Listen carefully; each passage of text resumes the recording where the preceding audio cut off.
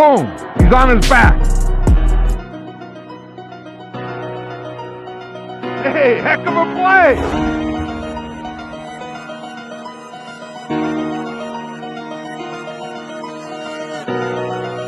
That is concentration. Hey, he'll remember that number. Amazing!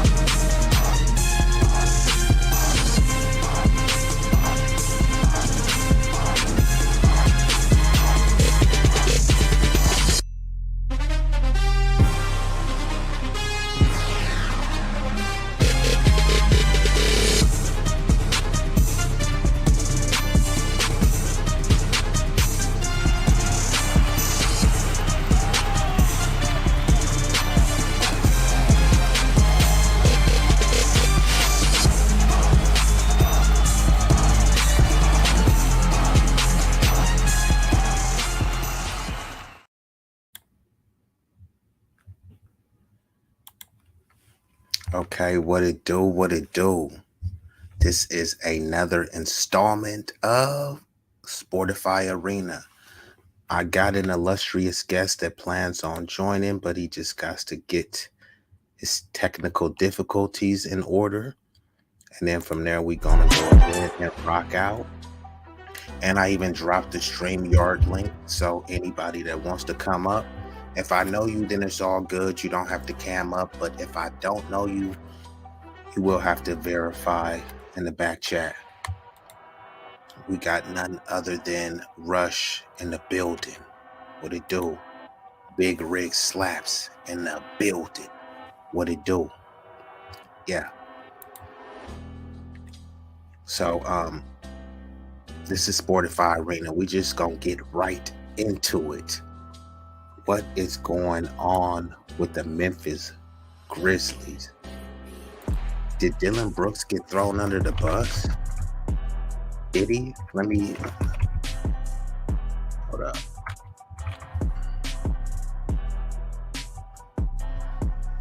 I know y'all like to have visuals, right? Let me do this for y'all. Did Dillon Brooks get thrown under the bus? I think that he did. So let's get to it. So there has been a recent report reported on ESPN and all of the other major sports outlets that says the Memphis Grizzlies do not intend to re-sign Dillon Brooks under any circumstances. If they don't want to sign him, why do y'all got to put this message out saying, look, we ain't signing you under any circumstances. There's no way in all that we gonna sign you. That seems a little bit extra to me. Why does it seem extra? Well, I'm about to get into it. We got none other than Mr. Knowledge and Relationships in the building. What's up with M3? Man, this ain't gonna be an elongated stream, but it will be most definitely fire. You know how we do. But let's get back to it though. Did Dillon Brooks get thrown under the bus? I would say yes. So look, let's get into it. So the Memphis Grizzlies said they do not intend to re-sign Dillon Brooks, who is an unrestricted free agent now. So the franchise is planned to move on from Brooks, who is a 6-year veteran, and he's also the longest tenured player on the Grizzlies. So the Grizzlies got the number 2 seed. They thought they was solidified. They thought they was a shoe-in to make it to the finals. Why? Because John Morant said he's not even worried about the West. He said, we are good in the West. But when I see the Celtics, that's the team that I worry about. So when he played against the Lakers in the first round, he thought, hey, these are just the lowly Lakers. These are just, okay. There he is. What's good with you? What's going on, man? Okay. So you all good, and you decided to be on cam too. So you really trying to stand on what you talking about, huh? Man, let's see it, man. Okay. So I'm gonna get into a few topics, but I'm starting off with, did Dillon Brooks get thrown under the bus? Man, I would say he did because do. Bro, look, the Grizzlies saying we do not intend to sign him under any circumstances, and this is what I would say. He was their longest tenured player. He'd been there 6 years. He played all 6 years with them.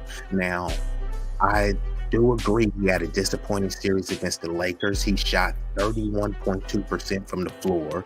He shot even worse from three-point. I don't have the stats right now, but he was pretty bad from the three-point range. But during the regular season, he averaged 14.3 points on 39% six shooting. And I think he averaged about 33% shooting from three. His 21-22 campaign was his highest scoring output. He had 18.4 points, and he's regarded and revered as one of the elite defenders. I see him as just kind of like a lower echelon Patrick Beverly. You know what I mean? I think he has more potential than Patrick Beverly right now because he's 27.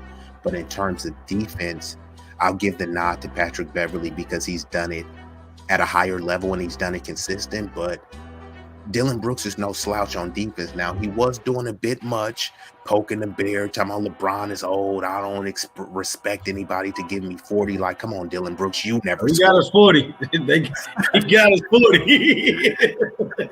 He for sure got that 40. He got that 40 he wanted. Bruh, he got that 40 in disgusting fashion. But even with all that being said, I think he's being thrown under the bus, because let me give you the exact quote what the GM said. The GM said, hold on, let me get it. Actually, I don't have the exact quote in front of me. It was somewhere along the lines of... Okay, I got it right here. He says, we're going to take a different approach as it pertains to trash talk next season. He says, you'll see a different approach from this team, but at the same time, confidence is important. There's a line, certainly. So this is all this kind of vague babble. You're saying that confidence, he's saying there's a line between confidence and cocky, but he's not saying what that line is. Did you hear John Morant? John Morant said he's good in the West. He said he's not worried about anybody in the West. He said the only team he's worried about is the Celtics. And now he's gone fishing. Speak on it, bro. You following the leader over there, you know? Is Dillon Brooks the scapegoat? Yeah. You got to keep your mouth shut sometimes. But hold on. I heard Jason Williams on ESPN trying to blame Dillon Brooks. He said John Morant is following Dillon Brooks. I'm like, come on, bro. Nah. John Morant, he in his own head, bro. Like, dude, it starts up top. And you the leader of that team. Whether you like it or not, you know, you got to start setting that example. Going to strip clubs, you know, flashing these guns on live streams and shit. You know, you talking greasy to everybody. They did it to the Warriors last year, and look at how that turned out. You know, it comes a point where you just got to shut the fuck up and play. You know, and for me, I feel like that's where they're lacking. You know, it's not just the trash talk approach. You gotta get some veterans in that locker room. You know, you got to teach these young kids how they're supposed to carry themselves, because that team has potential, but they'll never be successful as long as Ja Morant's out there doing what he's doing, you know, because at the end of the day, they're going to follow Ja, but Ja's good. They ain't going to get rid of Ja. I mean, look at what he did. He got a slap on the wrist back in the playoffs, you know. It's about accountability. He did something way worse than Kyrie. Kyrie shared a link and he got drugged through the fire. I'm talking about, they was talking about, they had Stephen A, bruh, all sorts of Sambos coming to his defense saying no team should sign Kyrie because he shared an Amazon link. Yeah. John Morant is over here making it rain in the strip club, flashing a baby starter pistol. I'm like, if you gonna flash a pistol, at least show something that's credible. Man. If he shoots anybody with that pistol, you gonna survive. Like, I'm working the flex, cuz. Yeah, so and you doing it in the club too, while you throwing the signs and shit. You know, like, you don't know who's in that club. Motherfuckers from the hood, they don't care if you Ja Morant. Correct. You know what I mean? If you disrespect it, you're a sweet lick, right? Because they know that he's holding. Exactly. Running in the club, and now you fashion a little pistol. I'm like, bro, you're making yourself a target. Yeah. You feel me? So, and it's like, come on, bro. You ain't even really built like that, Ja. He over here stacking and flashing signs. Look, bro. Ja is an affiliate, which means he tries to attach himself to the hood and stuff. Maybe at one point he did grow up in the hood, but bro, you are so rich and so far removed from that hood life. That ain't about you. You feel me? I understand you hear the music and you get turned, but bro, you are Ja Morant, bro, a franchise player. So that was by far some of the goofiest stuff I had ever seen. But when I seen Jay Will and other people on ESPN talking about, man, well, Dillon Brooks kept running his mouth and Ja Morant was just following him, I was like, are y'all kidding me right now? You know that saying, you know, it's always the second one that gets caught. That's Dillon Brooks. You know, it's been going on, but he just put he put the bullets in the gun. He did it to himself. I mean, I think at the end of the day, had he not said what he said, I think he would have potential to come back. Correct. But you poke that bear, and ultimately that 40-point loss on that last game, that sealed the deal. And it the wasn't fact just a 40-point. that you called that 40, you gave them, dude, you gave them the motivation for that, you know. So that series, I feel like the series, that's kind of on Brooks, you know. Where was they at though? They was in the grind house. You didn't just get 40. You got 40. Yeah. It wasn't. Come on, bruh. Man, you got completely obliterated at home. You talking about and look, I think Dillon Brooks, of course, I think he's overhyped on offense, but his defense is solidified. If Dillon Brooks was on the Warriors, he would contribute to the Warriors. He would be a game breaker. Well, they don't need him to score. Correct, and that's what I'm trying to say. So when they throw him under the bus, this is going to affect his bag going forward. It's like, look, all they had to do was stay quiet and then just not re-sign him. They went out of their way to say, we ain't signing him under no circumstances. It ain't nothing he can do to get back on the team. Damage control. Come on. But was it really damage control? Because let's compare, bro. And I understand Dillon Brooks is not on Ja Morant's status, but Dillon Brooks is over here poking the bear, calling LeBron old, etc. And then he did have he got a bunch of technicals. He led the league in technicals. He had 18. He had 2 nut punches. I think he punched Donovan Mitchell and LeBron James. Now the LeBron James, the nut punches, he channeled his. I've been seeing that a lot lately throughout these playoffs, man. Actually, if you looked at that first series, like four Lakers got punched in the nuts. LeBron, like, I don't know what's going on. Like, it is like a nut punching phenomenon, and then you got Draymond stomping on people, and that is kind of wild. Right? I mean, dude, where'd you want him to go, man? Like, you pulled his leg. It only got caught because it's Draymond. Yeah, that is true. And then, like you said, they always see the second person because Sabonis was slickly tugging on his leg. Like, come on, bro, he could have twisted his ankle. But then when Draymond does that subtle stomp, it looks like it was some gang violence. That's how they try to paint it out. But I definitely think Dillon Brooks is getting thrown under the bus. Oh yeah, I mean, he's getting, like, man. There's so much that team just needs to. They need to restructure that team and get some veterans in there, like I said, man, because it's not going to work with that. But see, some of these cats don't want to listen to veterans. A lot of them people that's true. About Dillon Brooks. Dillon Brooks did say how a lot of people feel. Oh, LeBron, he's old. I don't respect him till he gives me 40. Now, Dillon Brooks is not the player to say that, but there are a bunch of young players that believe that. Ja Morant thinks LeBron is old. Ja Morant thinks he's better than LeBron. Let me ask you this.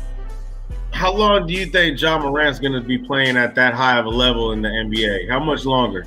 I'd say 5 years max. Yeah. Because he plays at such a high speed and high velocity. He throws his body everywhere, man. He's actually worse than Allen Iverson. And you remember that? Because he's way more bouncier than Allen Iverson.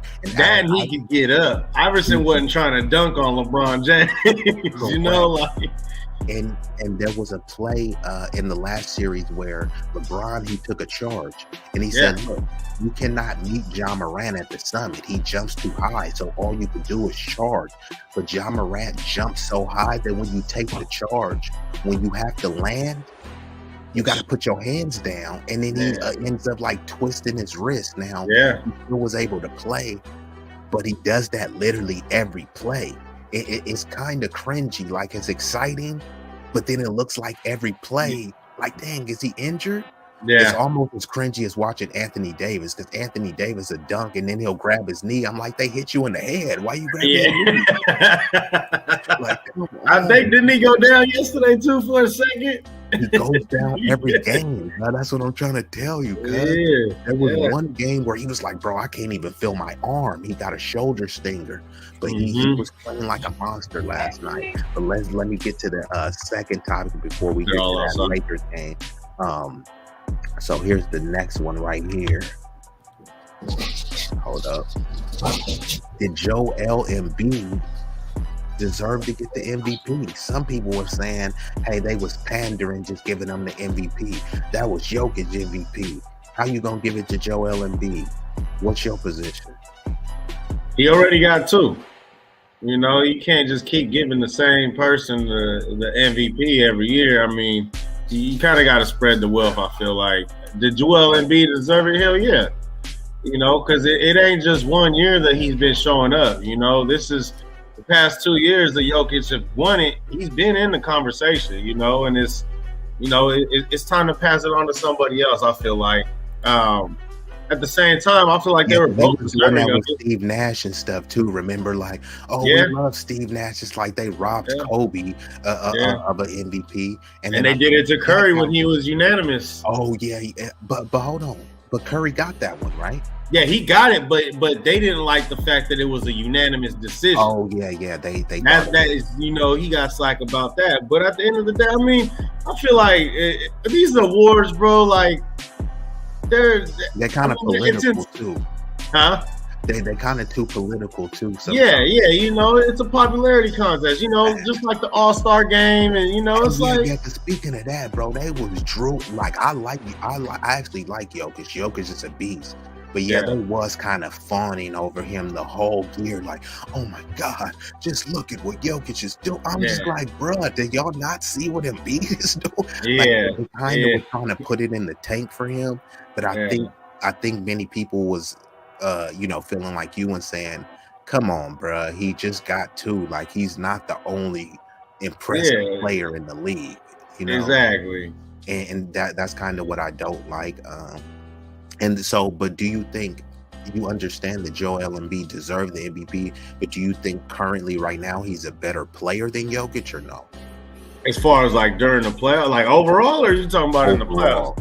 Overall, you know what? I honestly can't put one over the other. I think that like I had a really tough time doing that, but the conclusion I came to was that I gave the edge to Jokic simply because he's done it more in terms of skill set. I like Joel Embiid's skill set a little bit more because of how he's able to handle the rock. But when I start looking at the percentages, Jokic, even though he can barely jump, he's a better rebounder than Joel Embiid. I don't know how that's possible.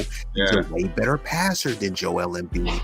And he shoots the 3 at a better clip. So when he's all over the place too, man. He's all over the place, man. You see, you know, he's on in pick and rolls. He's on, like, he's involved in, you know, not say Joel isn't. He can't barely get off the ground, but he's balling. Man, he looks like the most. You know, that guy who's just like looks very uncoordinated, but then he come in and he doing shit like, bro, your body can do that, like, right? You know, I seen a couple passes, man, on that last game to Murray that was just like. Have you seen what he's been doing to the Suns? I think the last game, man, like 39 and 17. Hey, crazy, dude. The dude is balling out of his mind. DeAndre Ayton is way faster, way more athletic, but he can't even do anything with Jokic. He's out there getting cooked left and right. I mean, they don't got they're not deep. They have no bench. It's like you're talking about Phoenix, right? Phoenix, you know, there's no type of bench there. So it's and then Chris Paul got injured. Did you see that? Yeah, Chris Paul. He was it like a groin injury or something? Exactly. So so is he out or is he coming back? He probably will come back, but I mean, not if they get swept. And he's old, man. Like, you know, not if they get swept. Yeah. Oh, they're getting swept. They said he's out. Yeah, they said he's out at least a week. Yeah. See, they don't. That KD pickup, I think that was more for next year as opposed to this year because they gave up too much. In my eyes, way too much. So I mean, maybe they gonna try to work on that. Maybe they gonna get Dillon Brooks. I don't think they gave up to get the caliber player that KD is. It's just at this stage in his career they gave up too much. Not to say that he's not a beast. Yeah.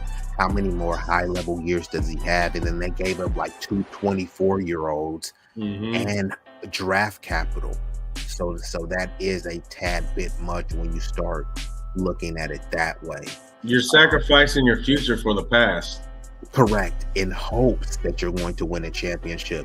But what the Warriors always say, strength in numbers, but you gave away a bunch of your numbers. You have your top heavy with strength, and if you look at the Phoenix Suns, they have to super shorten their rotation because they don't have a deep bench, and the Nuggets are just, bro, they got players on their bench. I started looking, I was like, this dude didn't even get in. They got Thomas Bryant, good players. I was like, wow, he didn't even get in. KCP is balling. Michael Porter KCP, oh my God, bro, he's balling. Hey, he hit some big shots yesterday, man. He's the champion. So he's at nobody on the Nuggets, I don't think, has won a championship outside of him. Jeff Green has turned back the clock. Aaron Gordon is looking good. Yeah. So like I said, Michael Porter Jr. So the Nuggets and Jamal Murray is just in all. Oh, he's out of his mind right now. Yeah, if he keeps playing like this, man, they got a chance, bro. They keep going like, you know. This coming from a Warriors fan. I know you a Laker fan, so it's like, hey, you know, that's high praise right there, man. You know, like that team, they're balling. And see that you know, touch on that Embiid and the MVP. That's one thing about Jokic that, you know, that he's making that team better. Like you said, you know, he brought back Jeff Green, you know, his career revived. Case, you know, it's KCP was trash with the Wizards, but now he's got the Nuggets. He's better on defense. He's actually, bro, he's shooting close to 40% from three. So, and that's what great players do, man. They make the people around them better. You know, if you ain't making your people better around you, man, to me, I don't feel you deserve an MVP. You know, because that's the most valuable player on the team, but part of that comes with, you know, building up your team. Yeah, no, I totally agree with that. And I just wanted to see what was his stats for. So his stat line for this season was 24.5 points, 11.8 rebounds, 9.8 assists, 82% from the free throw, and 38% from three. That's crazy for a center. That's crazy. So let me just see in comparison, Joel. Now Joel Embiid, he had way more points, but I don't think the other stats balanced out as impressive. But let me just check. But like I said, I still do believe that he deserved the MVP. But his stats was impressive. So they were close. Well, actually, not really. Joel Embiid shoots 33% from three. Jokic shoots 38. Joel Embiid shoots 54.8% from the field, which is good. Jokic is shooting around 66%. The free throws, Joel Embiid does edge him a little bit. He shoots 85% from the free throw, which is amazing for a big man, because you got to realize what Shaq was shooting, less than 50%. So he actually better than LeBron James. LeBron James coming off the last series where he shot 68% from the free throw, and right now he's shooting like 25% from 3-point. I feel like free throws been horrible in this playoffs, man. There's been a lot of missed free throws. Yeah. And then, but we're going to get into that. But Joel Embiid averaged 33.1 points, 10.2 rebounds, and 4.2 assists. So definitely nothing to sneeze at. And he had 12.3 win share. So definitely a great season. I think that he did deserve to get that. So let me go ahead and move on to the next one. And were you able to check out that the Celtics game? You know what? I didn't. I actually caught the end of it, man. And honestly, I'm like, after seeing the highlights, I'm kind of glad I didn't watch it, man. I heard it was a pretty boring game, man. Yeah, it was. I know the last. I mean, I will say this though, just without seeing the game and just seeing the score of the game, I can tell they tightened it up, because last game, how are you shooting 75% at half, and this team shooting 50-something% at half? But yeah, you only up, what was it, like 6 points or something? Like, it wasn't that much. that This tells me game, that they took you're care not of taking business. you're not taking them serious. You know, that's the problem with the Celtics is they playing these teams that, you know, just like they did it with Atlanta. You know, like I don't feel like you getting up and you really preparing for these teams like that. But that last game against Philly, the first one, I think that woke them up. Yeah, it had to wake them up. And what's even worse about this game is Joel Embiid actually played. He played 27 minutes, and they got completely destroyed. They lost by 34 points tonight. So let's do the quick rundown. Jaylen Brown lit him up, 25 points, 4 assists, 3 rebounds. And Jason Tatum only had 7 points. He played 19 minutes. I'm going to have to look and see if he was injured or if they was just blowing him out so bad that they took him out. Because Jason Tatum playing 19 minutes don't make sense. But Jason Tatum only had 7 points, 3 assists, 7 rebounds, and they still won by 34. You said how many minutes did he play? 19 minutes. So they must have been. I didn't watch it. Were they controlling the whole game? Like, was it not close at all? I didn't watch this game, but if you see that they got blown out by 34, it seems. Oh, yeah, that third quarter. It was the third quarter. Oh, I see. Yeah, the third quarter. Yeah, they opened it up. Third quarter was just a blowout. Yeah, it was 30. They had 35 points, and the Sixers had 16. So up until then, it actually was relatively tight. But yeah, that third quarter, they just opened it up. So I see. And then they just had a balanced scoring. Derek White, 15. Marcus Smart, 15. Grant Williams, 12. Malcolm Brogdon, 12. So everybody chipped in. And then when you look at the what's the rebound? So let me see. Jaylen Brown almost single-handedly outscored Joel Embiid and James Harden by himself. That doesn't make any sense. So Tobias Harris was their leading scorer with 16 points. That's unacceptable. Yeah, that's unacceptable. Yeah, and then so it was even. Well, they shot a little bit more free throws, 23-16, but I can guarantee. Oh, and it was even in the paint. But when you look at the assists, the Celtics had 26, the Sixers had 13. Most of the other stuff was slightly even, except for the steals. Celtics had 6, Sixers had 2, the Sixers had 11 turnovers, the Celtics had 6. So, but then here's another one too, the 3-pointers. The Celtics hit 23 pointers at almost a 40% clip. This was almost like what the Warriors did, except the difference is, actually, we just gonna get straight to it. Hold up. Because let's talk about it now that I got you up here. Let me pull it up here. Because I mean, we the way it's looking, I mean, we don't know. Is it gonna be Lakers in 4? Nah. Hey, you pause for a second, cuz. You pause for a second. I paused because I want to make sure I heard that correctly, man. Make sure that, you know, like you did not just say that. You know, I had to look at this tree real quick, make sure it wasn't nothing success in this bag, man. Definitely not 4, bro. Definitely not 4. Okay.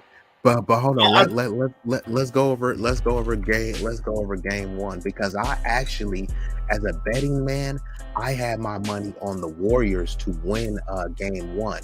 So they came out a little bit flat. They ended strong, but as a Warriors fan, I definitely want to hear. And don't get you, I'm a Warriors fan too. It's just that is my second favorite team. The Lakers is my first, the Warriors is my second. So if the Warriors go on to win this, I'm not gonna be like, man, F the Warriors. That's who I'm gonna be rooting for. You know what? That's how I was last series with, because you know I like the Kings and the Warriors. You know, 1 and 2, same way. Warriors number 1, Kings 2. So, but I ain't gonna lie, that had me a little upset about them Kings. So that's a bonus, man. So. Oh yeah, it's a bonus. Yeah, I got you. Yeah, it was a little frustrating. But yeah, back to this Laker Warriors, man. Let's get into it, because that actually was a wild game. So when you look at it, and let's let's break down the stats. So when it comes to the field goals,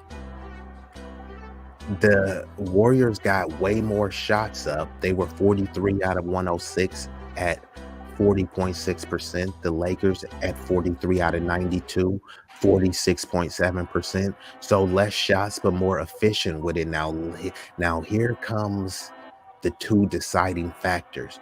The Lakers shot 25 three-pointers. They only made 6 of them, which equals 24%, which is abysmal from three-point line. Now, when you look at the Warriors, they jacked up 53 three-pointers, just like the Celtics jacked up 51 tonight, which is insane. But they hit it at almost a 40% clip. They made 21 three-pointers. Usually, if you make 21 three-pointers, you are winning going away. So here's where it gets tricky. The Lakers shot 29 free throws, and they made 25 of them. There it is. And guess how many free throws? I think the Warriors had what, 6?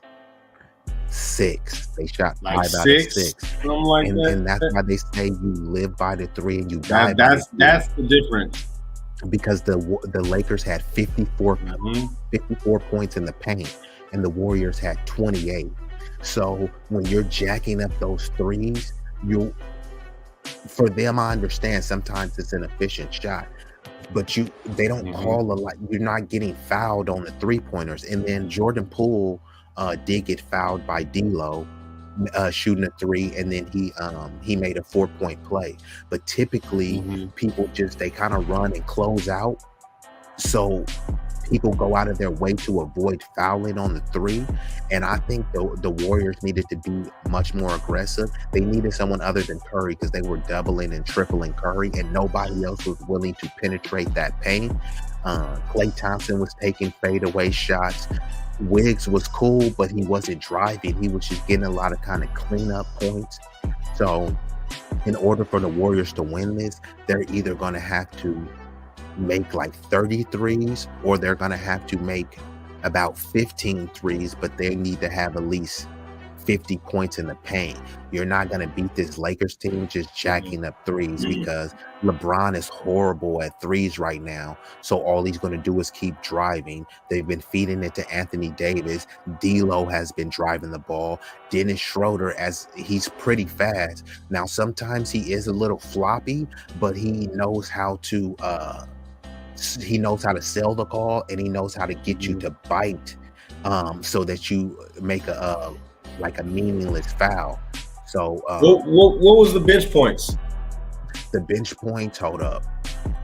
Yeah, I feel, without even seeing the numbers, I felt like watching that game that the Lakers had a more dominant bench than the Warriors did.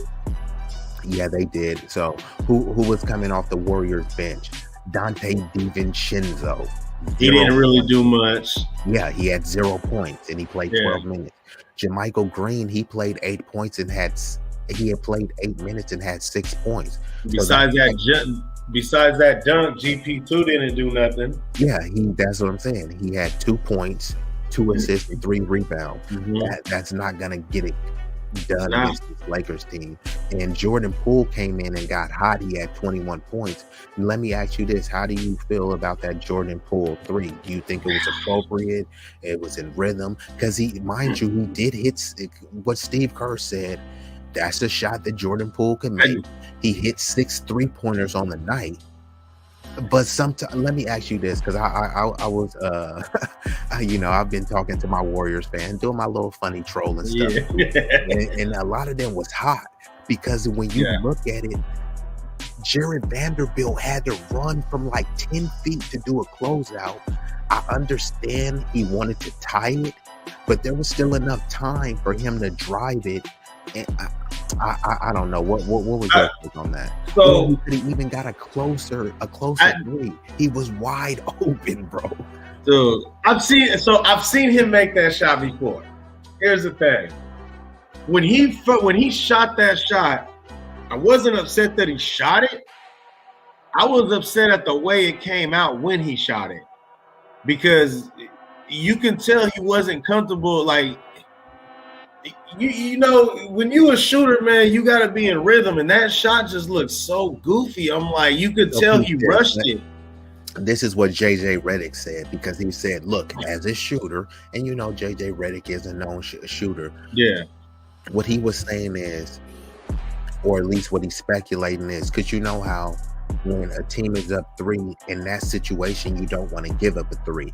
So what you typically do is you foul them, force them to shoot 2 free throws, and then now there's only less than 10 seconds on the clock. So now you have to play the foul game and rely on the Lakers to hit free throws. So what JJ Redick is saying is that in that situation, maybe Poole thought that, hey, they're going to try to foul me real quick. So he tried to jack up a 3 to tie the game. And I understand that logic. And I'm still saying, bro, I can't agree with that, man, because there was nobody near you. Like, what? Like, who was you trying to, you trying to get a phantom foul? Like, that is true. Like, man, now that you're saying that, because from the way JJ Redick broke that down, it does make sense. It makes sense, but then when you look on the tape, bro, Jared Vanderbilt, he had to run from 10 feet away and do like a lunge at him. But in the NBA, that's a wide open shot. So he had a wide open shot. Yeah. And I kind of, the way he was open, like, and the way Jordan Poole's been playing throughout these playoffs, he's been shooting. His shooting has been horrible, especially beyond the 3. I almost feel like the Lakers wanted him to take that shot. I feel like they knew that he was just going to jack some shit up, so they left it open, because it doesn't, like... Yeah, that makes sense, because that was actually bad defense on that play. Horrible. And now that I think about it, I think they were doubling Curry, and they were trying to Clay, exactly. They were doing like this kind of pseudo doubling, and they were willing to live with whoever, anybody but those 2. And they were saying, hey, Jordan Poole beats us, we could live with that. Yeah, we'll give them that shot. Just like they did it with Dillon Brooks last series. Correct. They left him wide open. Every 3, go ahead, shoot it. You're cold. Trash. And they know shooter's gonna shoot. Correct. And especially Poole. I like Poole. I really do like his game, but sometimes he be thinking he's Curry too much. Man, like, that was a Curry shot right there. He trying to. Nobody would be questioning Curry with that, and just because Dillon Brooks could make it's kind of like almost when Anthony Davis is out there jacking 3s. Yeah, Anthony Davis could make a 3, but bro, that is not your game. So when you're out there jacking the 3s, you're actually letting the defense off the hook. And he actually let the defense off the hook. I actually thought, because Vanderbilt was running at him full speed to contest the shot. So if he could have did like a pump fake or something, I think he could at least draw a foul. He could have took a couple dribbles and just got up more closer to the 3, Correct. Yeah. So you had 10 seconds left. Yeah, that's what I'm saying. That's kind of a lifetime. And then here's another thing. Say he shoots that shot. Say he makes the shot. He shoots the shot. He makes it. You shot that shot as soon as you caught the ball. So now you left LeBron with 4 or 5 seconds left. You know what I mean? So all they need at this point is a 2. Yeah. So even though I get it's a wide open shot, you still do want to. You don't want. It's just like Tom Brady. You don't drive down the field and then leave Tom Brady with 2 timeouts and 2 minutes on the clock. You don't do that. It's certain things you don't do, and it's just like I feel like it was a heat of the moment type of thing, though. It was, and he's been getting a lot of flack. He's been, as a Warriors fan, I'm guilty of it. Like, he's pissing me off, bro. Yeah, y'all been on his melon. It's like, man, I feel like that was his way. If he makes that shot, I'll tell you right now, Warrior fans don't forget about the last series, but we go in the next game with more confidence in Poole. You know what I mean? And another thing that I haven't even mentioned, Poole is a liability on defense. He was getting cooked last night, bro. Man, I'm sorry, bro. He's been getting cooked the last series too. Bro, D'Angelo Russell, 19 points, 6 rebounds, 3 assists. Schroeder comes in, 19 points, 3 rebounds, 2 assists. So it was really just those two that came off the bench, and Austin Reeves. He definitely can't guard Austin Reeves. 10 points, 3 assists. That boy. Yeah. Austin Reeves is definitely a boy out there. So what do you think about Wiggs? I actually think Wiggs has been playing good, considering that he had those personal issues to take 2 months off. But him playing good is not enough to beat these Laker teams. He got to start hitting his free throws. Correct. He needs to play above average. I think against Sac, there was one point he missed like 3 or 4 straight free throws. Like that's unacceptable. And not only that, last night he looked good when he was banging on the boards and playing off the ball, but he only had 15 points. He needs to be averaging closer to 20, 22 points for them to pull it out. And he's only playing, his defensive is in spurts, right? Like I'll see him make a good defensive play, and then I'll look and I was like, where was Wiggs at? Like, where was he at? And I'm looking, he's on the court. So I'm trying to give him the benefit of the doubt because of the 2 months. And now he's been thrown back in not the regular season, but in the playoff season basketball. Anybody else that's making what did he have yesterday? 15.6 rebounds. Anybody else, you would take that. For Wiggins playing 34 minutes, that's simply not going to get it done. Well, I mean, so I'm like, with that stat right there, one thing you also got to keep in mind, Kevon Looney is playing out of his mind right now. Yeah, he had 23. Them rebounds that you talking about, he need to pick up. They go on to Looney. Now, one thing about these rebounds too, though, he's getting them, and the Warriors they're not capitalizing on these second chance opportunities. I seen one sequence. Looney grabbed like 2 of them things. They missed it. Wiggs came in and grabbed like 3 of them, and they missed them all. And they was all threes. Yeah. They didn't get nothing out of it. Then the Lakers went down. I think they scored. Yeah. And they missed a bunch of layups too. The Lakers did, and the Warriors didn't capitalize on that because sometimes the Lakers have one of the worst, if not the worst, transition defense in the league. And the Warriors are really good at getting out and running. But sometimes when you jack up too many threes, it gives a long rebound. And for like an older team, the Lakers is not an older team, just their top players are older. But that you can't have that with this team. You gotta take advantage. And man, I just don't think that the Warriors did a good job of taking advantage of certain matches. Draymond Green was out there arguing with the refs over foolish stuff. It's like, bro. I mean, that's Draymond. That's just Draymond, And look, that's why I'm not even gonna hold him on that. But it does get frustrating though, because sometimes you like, bro, don't get kicked out, don't get kicked out, don't get kicked out. That's what I'm talking about. Like, cause if he keeps doing this every game, it's going to start to have an effect. And as the games get tighter, and you get a technical. Sometimes the games is decided by 1 or 2 points, and then you be like, okay, Dre gave up a technical, Poole gave up a layup, Wiggs gave up this, and then we lost by 4 or 5 points. It's like that was the game right there. Sometimes they seem inconsequential because usually when Dre gets the tech, they shoot the tech and then they get the possession too. So I just think I think if, like, let's say there are some things that are worthy of getting a tech, when people are doing the nut punches and somebody like undercuts Curry or something. That's when he should be stepping up. But when Draymond Green clearly fouls him, then he'll run up in the ref face. I'm like, come on, bro. Come on, bro. Like, they caught you with the gun, my boy. Like, it's like, come on, bro. You had the pistol in your hand. They got your fingerprints on it.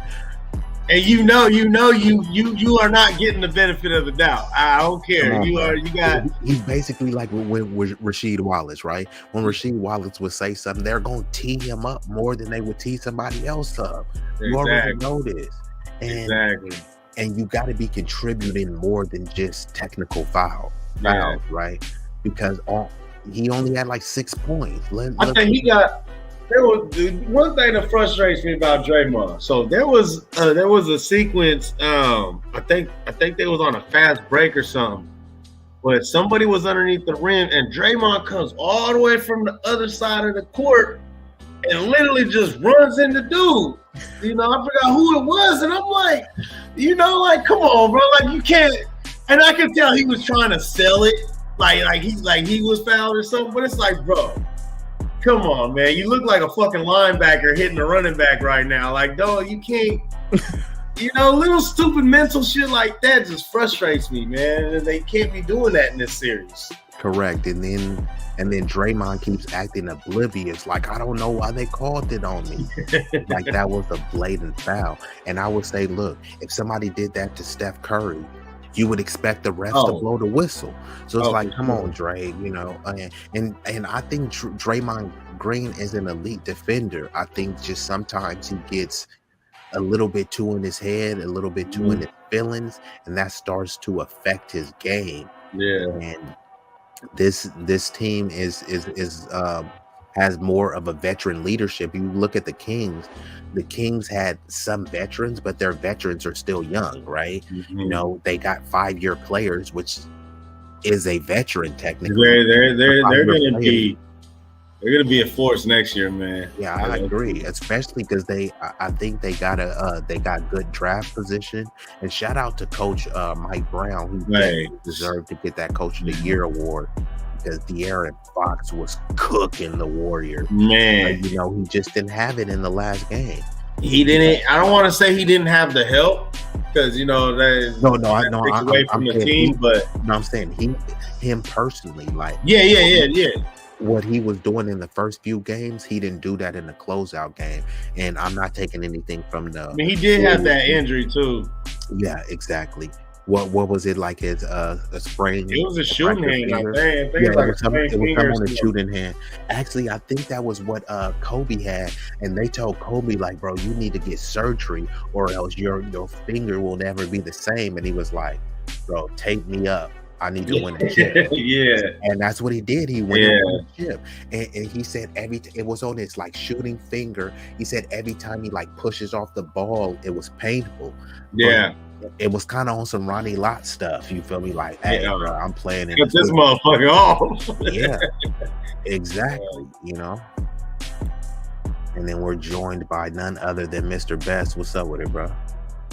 What's going on? You there, Mr. Best? Okay. Well, whenever you are ready, just go ahead and chime in. But so what's your prediction for the series, Hook? You think the Warriors gonna pull it out in 7? I mean, of course, I think the Warriors gonna win. I want to say because I feel like they gonna get one in LA, so I'm gonna say the Warriors in 6. And that's what all respect to LeBron and the Lakers. You know what I mean? I would not be surprised if it went to Game 7 though. Definitely wouldn't be surprised, but I'm looking at about Game 6. I just feel like the Warriors got just the experience, and now LeBron got the experience. They've been there before, but I don't know. I just feel like I just can't see the Lakers beating the Warriors all the way, man. Yeah, no, I know what you're saying. Yeah, it's like, if you were a betting man, I'm not going to act like that's a bad bet. The Warriors are still, people keep forgetting, they're the defending champs. Yeah. Technically, they are still the champs. Yeah, and you can't look into their record during the regular season. You definitely can't. Don't You even know, talk same thing about with the Westbrook. Lakers. I was gonna say, don't even Same talk thing with about the Lakers, man. Lakers. It's like, Yeah, you because the know, Lakers was that a trade plan changed too. everything. So, Bruh, shout out to Rob Pelinka because it was man, looking ugly out there. They had man, Russell Westbrook, and then Russell Westbrook, Patrick Beverly. It was just looking like a complete and total man. circus out there. The Lakers stunk, but then when you looked at it, the Lakers stinking it up was actually a bit overblown. I'm not saying that they wasn't trash, but the reason why it was overblown is because they damn near had the same record as the Warriors, Clippers, because it looked like the Lakers was bad, but the Lakers was being bad because Anthony Davis missed like 40-something games. Then LeBron missed another like 20 games. So you see what I'm saying? And then with the Warriors, didn't the Warriors have a bunch of like? Well, you had Wiggins out. I think Looney was out for a minute because Wiggins was out for a while too. He was out for like a month. Yeah. They had injuries. They had people gone. So it was like, you know, hey, it's a good thing that the Cars landed where they did because I mean now we're sitting here talking about a 6th seed and a 7th seed being one of the favorites to win it all. You know. When was the last time we had a 6 and a 7, like the 2 bottom seeds? Like you would rather watch that game than watch Phoenix and Denver, you know? And then also when you think about it, think about the Miami Heat, right? That people were saying the Lakers shouldn't even be in the playoffs. And then what did they do? Thrash the Grizzlies. The Heat shouldn't even be in the playoffs. And what did they do? Smash the Bucks. We got to give some props to the Heat too because bro, Jimmy Butler like a man child. He had 56 points, followed it up by 42 points. Do you agree with Giannis when he was saying there's no failure? When he said what? He said this. Let me see if I can find it up. But he said the season is not a failure for them. Can you hear me, family? Can you hear me? Yeah, I can hear you. Okay, perfect. Cool. But yeah, I know you just asked your brother a question, so go ahead, bro. He just asked you a question, so go ahead, bro. I ain't gonna be rude. Go ahead. Okay, I was just asking, did you hear about when Giannis lost? He said there's no such thing as failure in sports. Did you see that? I believe in that. The way I feel like, you know, I feel like that in life in general. You know what I mean? To me, I don't really look at things as failure. You know, everything.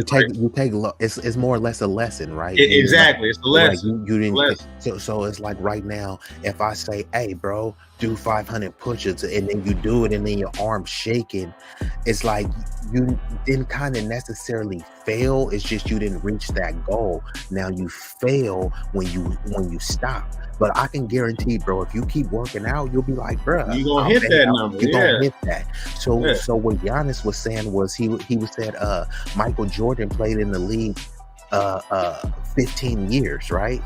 Or I think of 15 years. Yeah, like 15 years, and he won 6 championships. So he said, what about the other 9 seasons? Were those seasons failures? And then they were like, no. And he's like, that's what I'm saying. I'm playing towards a goal. And mind you, he just won a chip like 2 years ago. So I understand, like, when you're dealing with franchises and dynasties like the Warriors and Lakers, they do consider it championship or bust. Yeah. But to be honest, for the Lakers, they were saying for the Lakers to just make it to the playoffs, if they would have lost to Memphis, they were considering that a victory.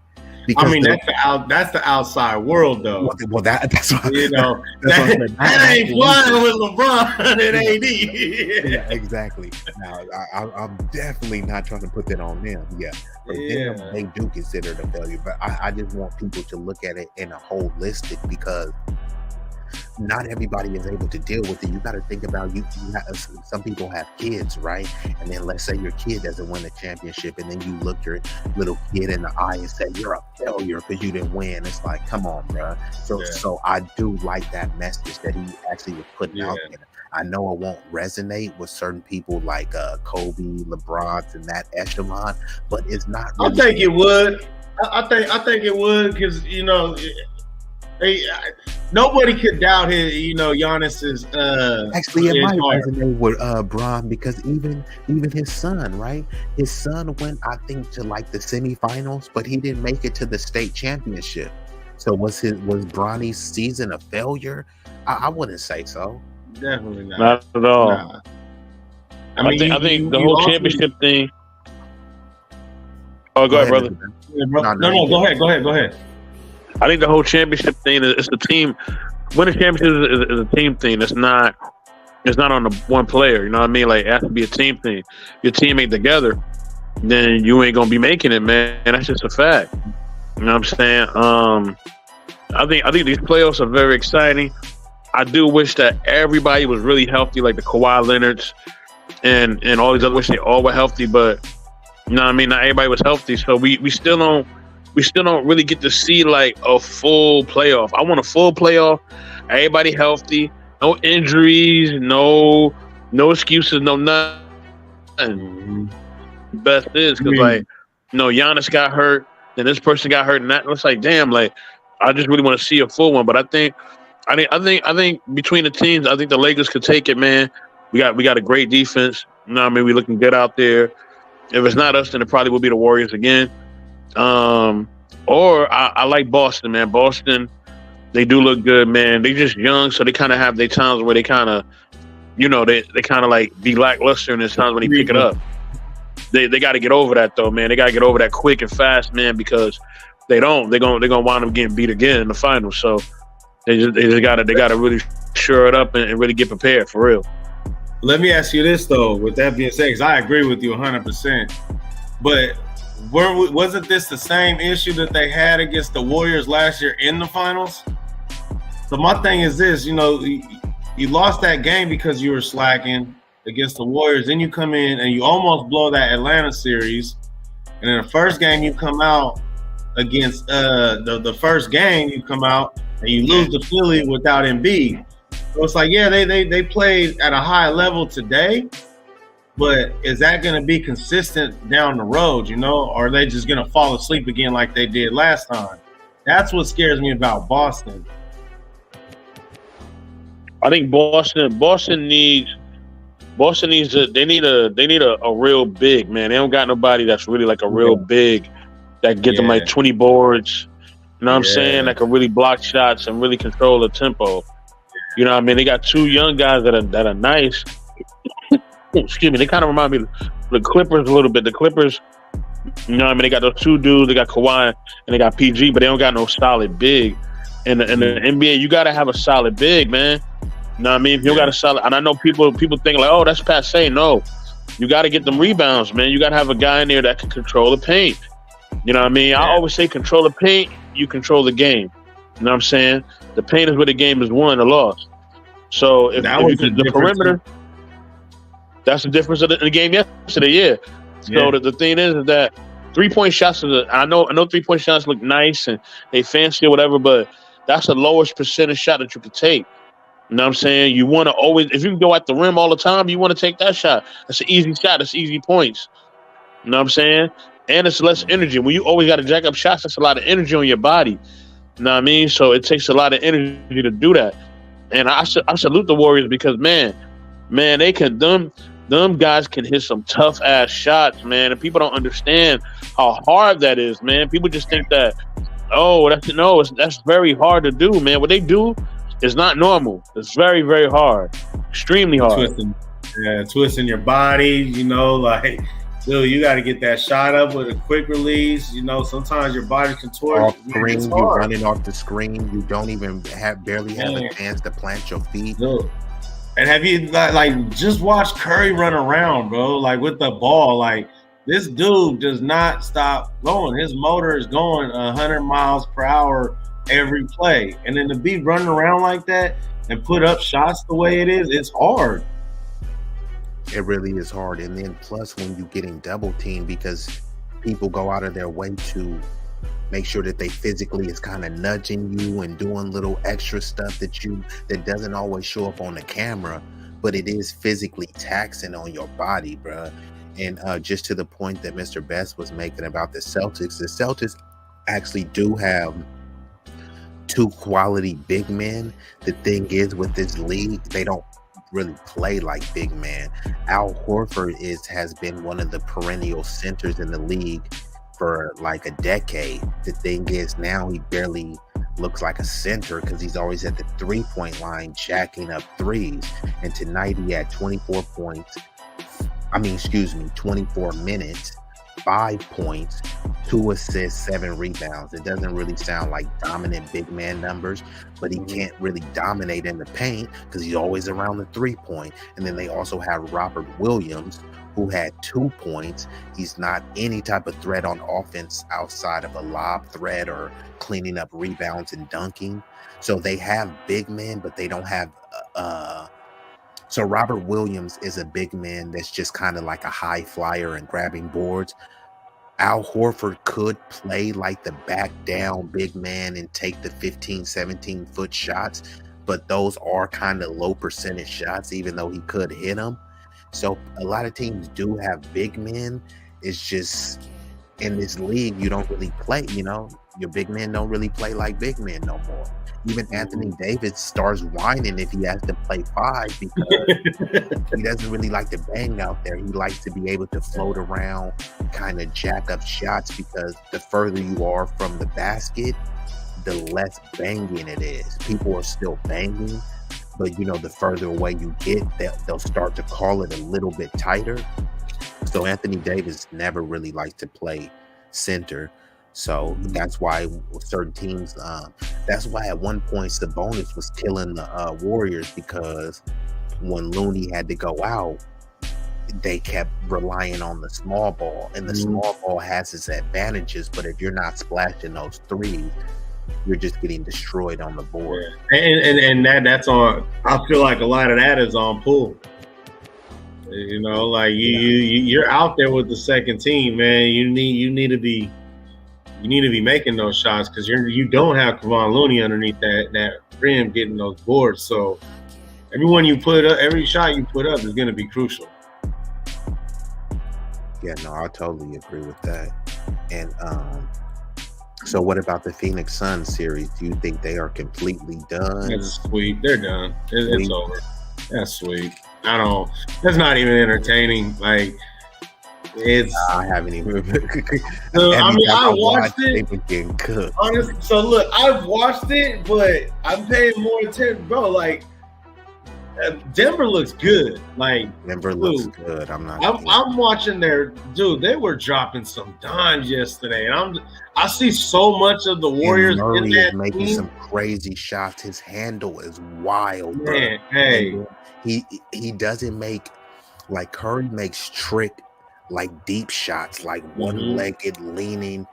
Murray is making those same types of layups, though. He's going to the hole and making these layups where he's almost throwing it behind his back. I'm like, bro, how did he make that? Because he's more athletic than Curry in terms of, like hops.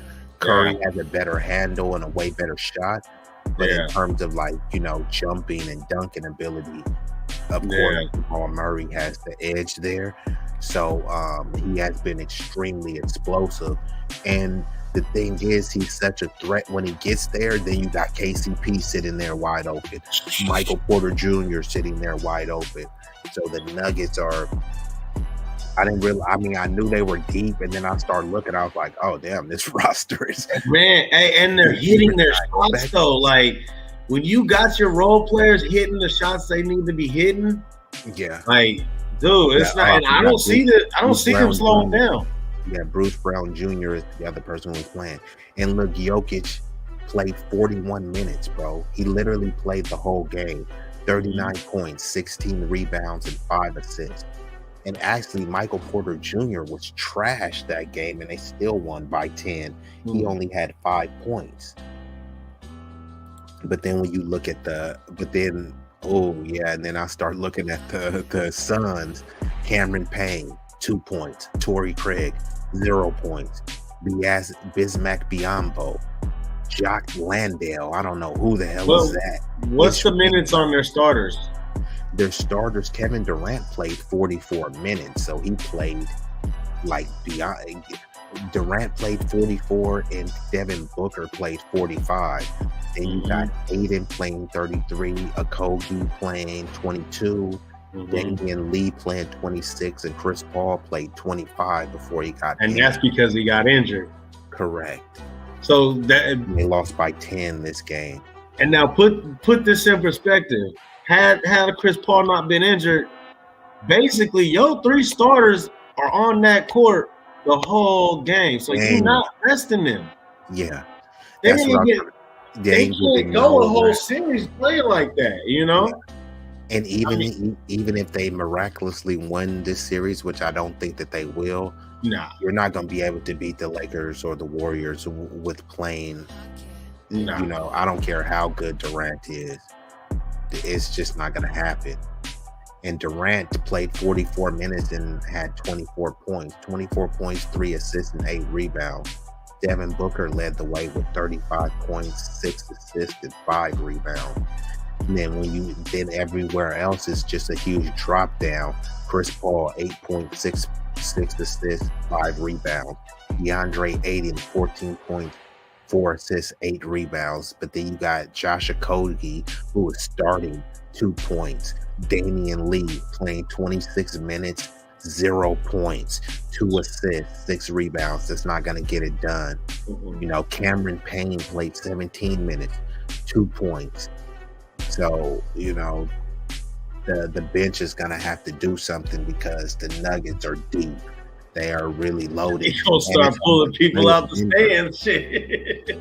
Yeah, it's hard to play in Denver with the altitude. They got a good home court advantage, a good home court crowd. So, yeah, I mean, it's just going to be a tough series. But has KD been swept out the playoffs before? KD, you know what? Has he been swept? I don't think he's ever been swept. I don't think he has been swept. Let me try to see if it 14 he is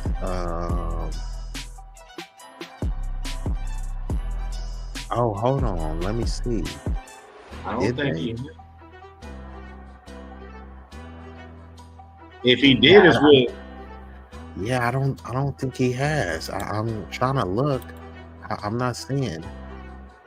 Have they ever been? I don't think he has.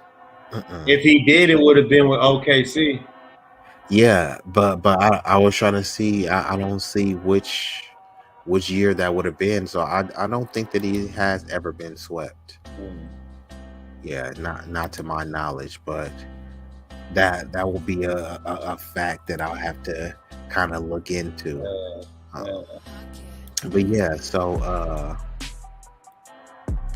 I also wanted to tap in with you about a little bit of the draft because I was talking to some of my boys a little bit. So you know, and then if something else arises from the playoffs, we can discuss that. But you know, I know that you being a very avid Niner fan, were you? How was you feeling about that draft, bro? Because I don't know. I wasn't too impressed with what the Raiders did, and I didn't see the Niners doing anything spectacular in the draft. But well, that's because we didn't draft until the later rounds. So I know that's why I forgot. I was like, "Where's the Niners?" We didn't start drafting. Y'all didn't have a first round pick, right? Hey, we didn't start drafting until they started showing it on ESPN too, bro. That's why you ain't hear about it, Bruh, I seen it on Spectrum Sports. Man, I like Jair Brown, man. I like Jair Brown. I like that. I'm excited to see. Is that the Jair Brown? Is that the cornerback? Safety from Penn State. I knew he was from Penn State. Number 16, right? Yeah, he kind of reminds me of Earl Thomas a little bit. I was talking to my boy, who's a Niners fan too. He said he was happy about the kicker because Gold retired, right? Yeah. Mm-hmm. I mean, kickers are big, man. You know, bro. Kickers are usually the most. They usually are the highest scoring person on the team, right? Because extra points and doing all this stuff. So what happens is people will be like, "You got one job. That's all you do is to kick it." So then they don't put a lot of respect on the kicker. But then when the kicker missed the game winner, you start whining. Hey, I love me a good kicker. That's where it gets goofy. It's like, I thought you said the kicker don't matter. You spend the whole year talking about, oh, it's just special teams. But then when it comes down to that playoff game, and y'all did a drive, and all you need is a kicker to not hook it right or left. You see how important those kickers are. So I never disrespect kickers or say, oh, he's just even punters, right? Bro, you need a good punter, bro. And when you go back and you look at your schedule, I've been in this situation with the Niners. I know you've been in this situation with the Raiders. When you go back at the end of the season and you know your team doesn't make the playoffs or you miss it by one game, you look at that schedule and you see all them games that you lost by 2 points, 3 points, 1 point. It's frustrating. It's fucking because then you're like, there may have been other reasons why you lost that game, but at first glance, when you see that, you're like, there's probably a missed field goal somewhere. And 9 times out of 10, there's a missed field goal. Kickers are big. They save money with him too. So the average kicker, like Robbie Gould, we were paying him $5 million a year. We get this kicker who's supposed to be, he's younger. He's supposed to be like this. I don't really know too much about him. I watched him a few times. When I watched the Michigan game. But he's supposed to be legit, and they're only going to be paying him $1 million a year. So it's not a big savings, but you are saving money on your kicker. You know what I mean? And he's pretty much going to be locked in. I've been hearing a lot about Bell. That receiver got from Michigan. A lot of good, like. Somebody try to compare. I'm a big Debo fan, so I'm not making this comparison. I actually seen more of Ronnie Bell than I did see of the kicker. The kicker was coming highly revered and saying like, "Look, this dude is legitimate."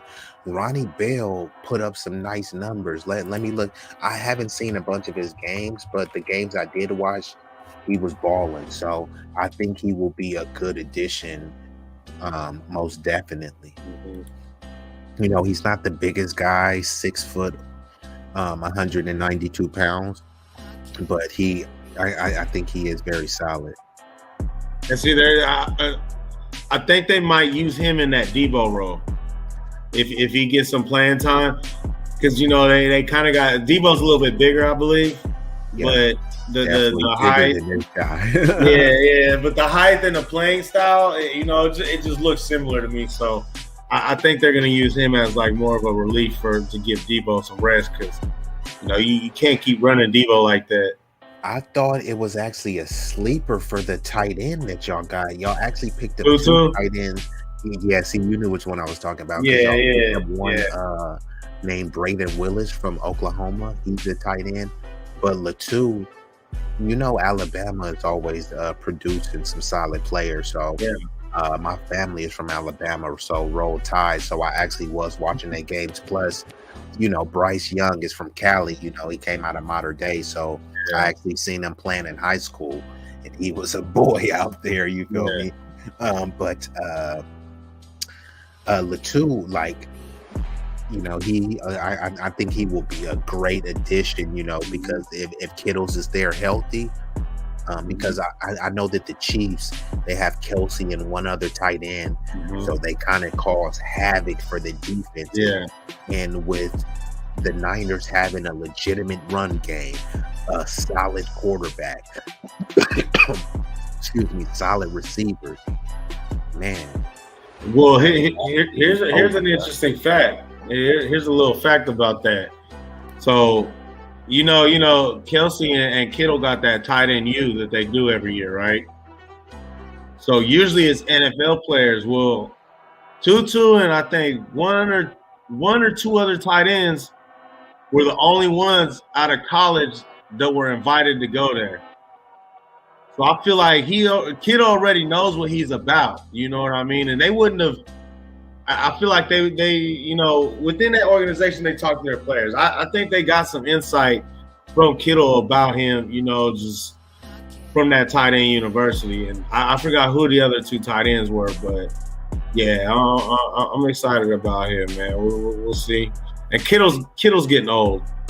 I don't think Kittle has too much more time left. Probably 5 years max. if that, you know. I mean, you know what the acronym for NFL is? Not for long. Not for long, yeah. I mean, that's really the average life expectancy for professions that are way more physically taxing than the NFL. So you do anything longer than that, you've actually beat the odds. Yeah. And what about do you see anybody that comes from Georgia too?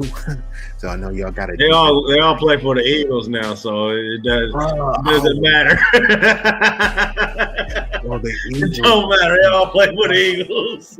Well, the Eagles kind of cleaned up in the draft. I'm like, how did they just? Nobody picked up Jalen Carter. Jalen, dude, how do you like?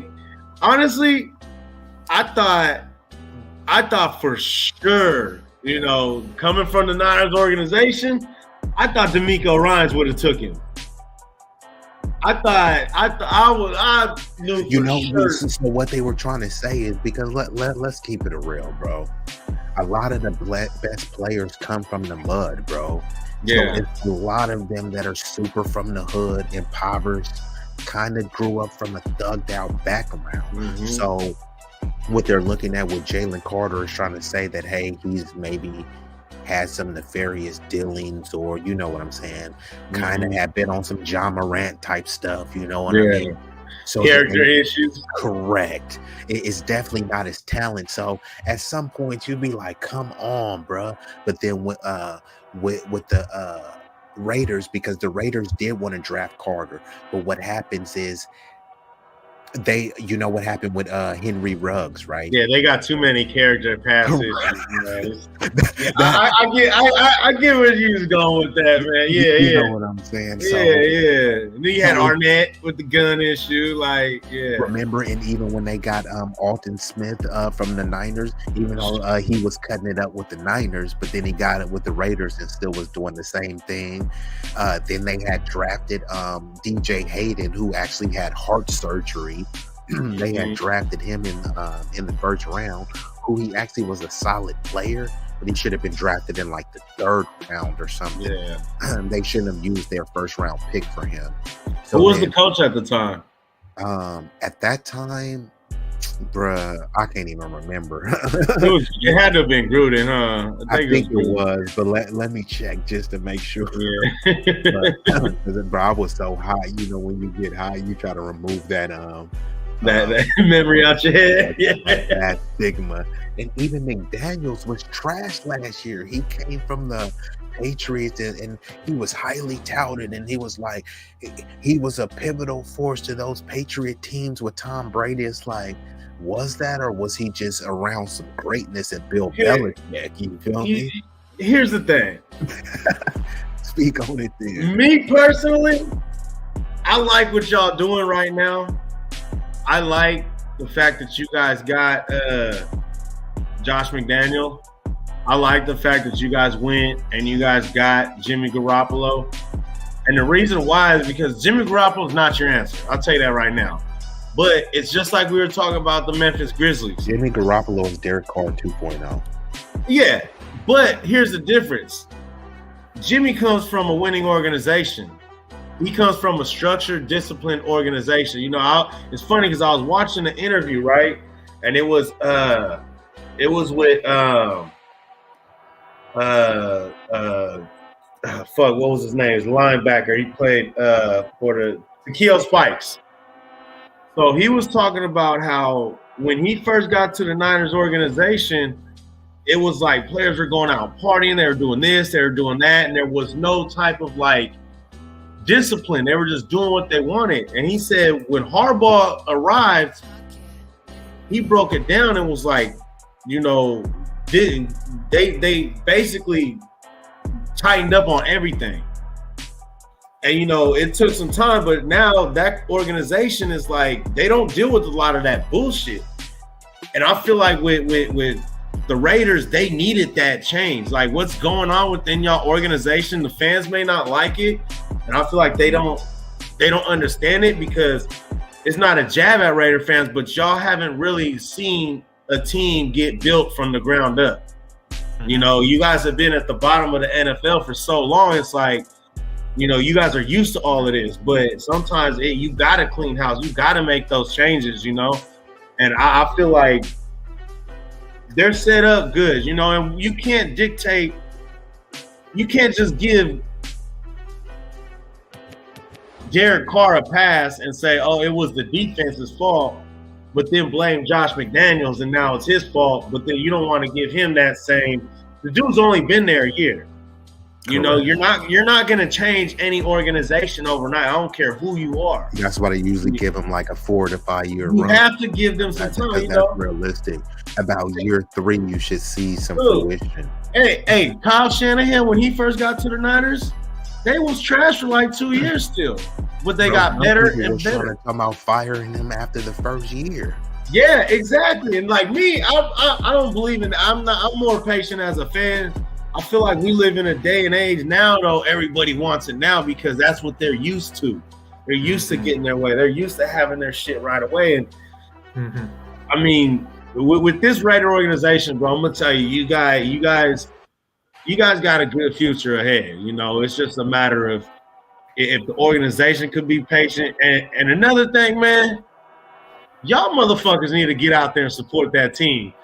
I'm tired of hearing, oh, they in Vegas and this, that, and the other. Fuck that. If a whole bunch of Niner fans could make it to Las Vegas to watch that motherfucking game, y'all could have made that same trip. I feel like. Well, a lot of cats. I hear you, but a lot of cats are still. And I'm gonna let Eric chime in because Eric's a Raider fan too. And I pulled up the stats. It was in 2013 that they drafted DJ Hayden, and the coach was Dennis Allen. And that's why I forgot because he had a forgettable, bro. They were 4-12 that year. But I hear what you're saying, and I'm gonna go right to Eric after this, but. I think there is still a lot of people that are still bitter. See, the Niners fans are still holding on like, yeah, we still in the Bay. The team I grew up is still here. And it's a lot of Raider fans that's like, oh, y'all betrayed us. So we'll support y'all from a distance. I'm not speaking for everyone, but it's like, you can look at the A's now. Where are the A's going? Vegas. So you think it's going to be a bunch of diehard athletic fans that's going to be going to Vegas. So a lot of them cats is still bitter because what the team did is just kind of like how the Cleveland Browns turned into the Baltimore Ravens. And it started winning.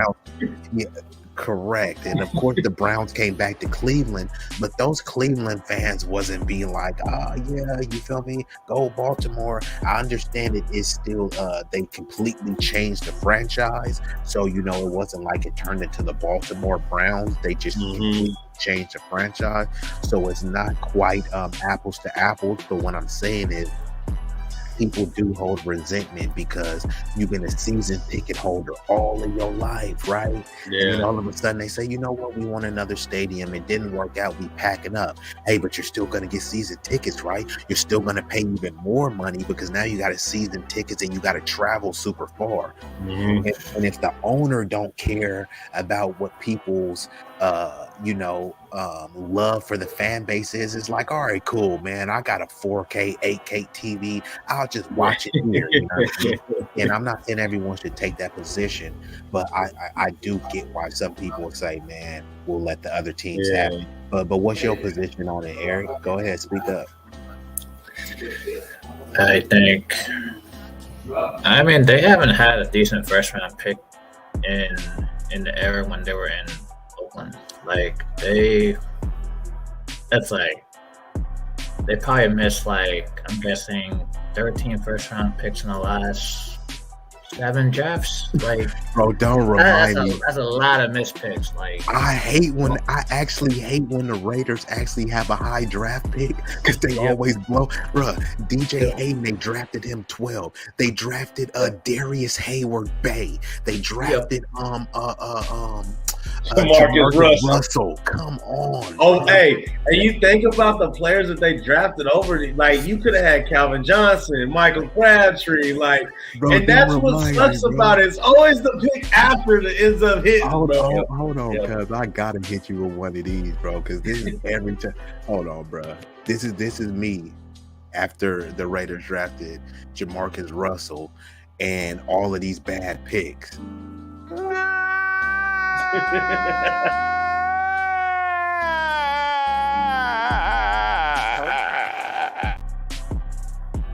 Yep. It's like, come on, bro. Speak on it, Eric, because I know Eric has been stressed. And John Green didn't do any better. So I mean, yeah, John Gruden too. Hook, what happened, bro? I thought Gruden was coming in to save us, bro. Hey, I told everybody that wasn't happening. Hey, John Gruden. So John Gruden, to me, he's one of the most overrated coaches in NFL history, bro. Like, he really only got that. You going there with it, bro? Look at his record, though. Look at his record. Hold on, and I'm gonna pull it up right now. His career record, and not only that, yeah, he got a Super Bowl, but that Super Bowl, that was given to him, bro. Like, how often do you go and play your old team running your playbook with your play calls? Like, you know, I don't. It's.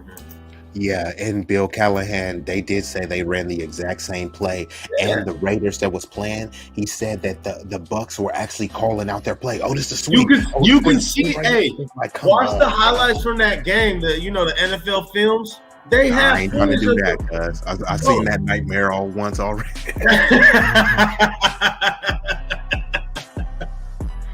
Yeah, man. It just sucks, man. Like, hey, Eric, how did you feel about that Super Bowl? Like, with the whole Raiders, because the Raiders was dominating that year.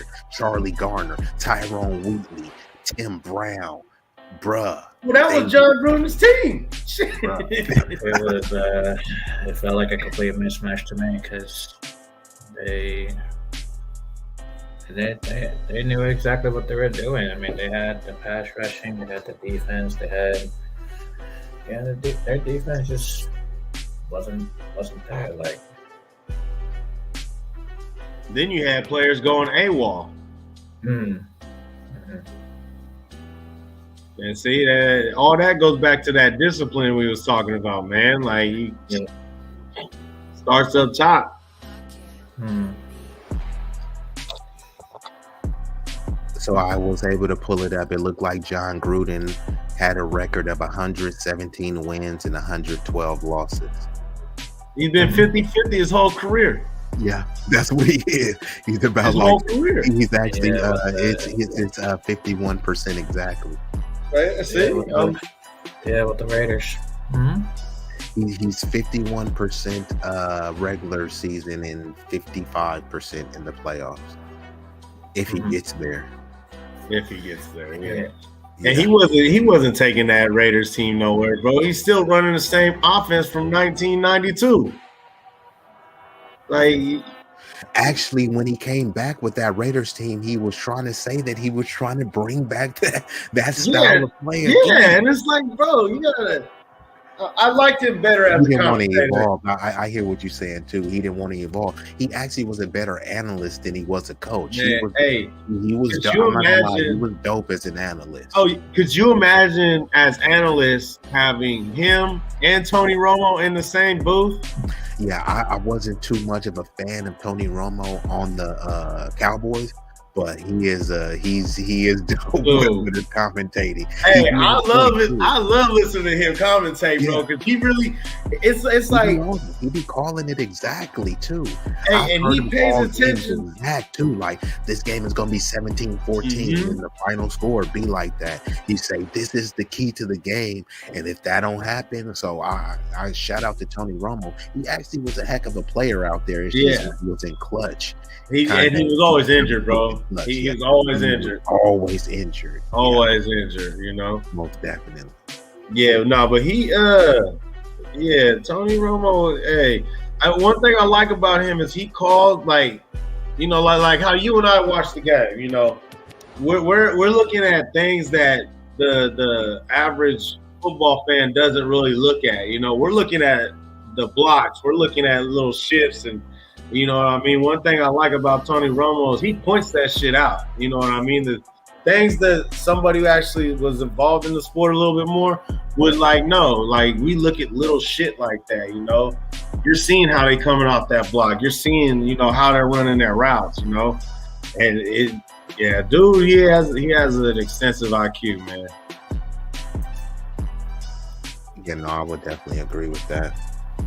So have you seen any team that stood out in the draft or in the offseason that you'd be like, this team is going to be a problem outside of Philly? You know what? That whole, what is it, the East, the AFC East? That whole, the Bills, the Jets, the Dolphins. Like, I'm interested to see what happens within that division. As far as a team that really stand out is going to take that step,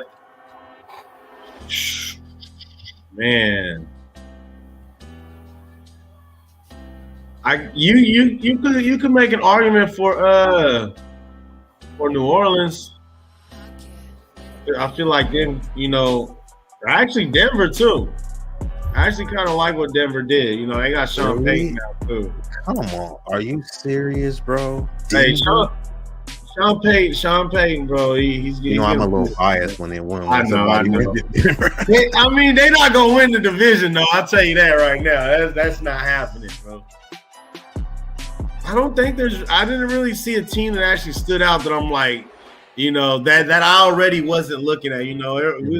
We was all just waiting for the Jets to get Aaron Rodgers, so that was there. Who do the Jets really have as a receiving core though? That's Garrett Wilson is nice. Okay, Garrett Wilson is nice. They just signed. I thought this was kind of funny. They just signed Randall Cobb. Yeah, Green Bay 2.0. Green Bay 2.0. What's that? You're right. I just looked. They signed him like today. Yeah, today, bro. That's the most Aaron Rodgers shit ever. I'm like, bro, I've seen that and started cracking up, bro. And like, Alan Lazard too. And Alan Lazard too. Yeah, they got Alan Lazard. So basically, bro, they just bringing the Packers offense to New York, bro, is what they doing. Yeah, they got the nose tackle from the Seahawks, Al Woods.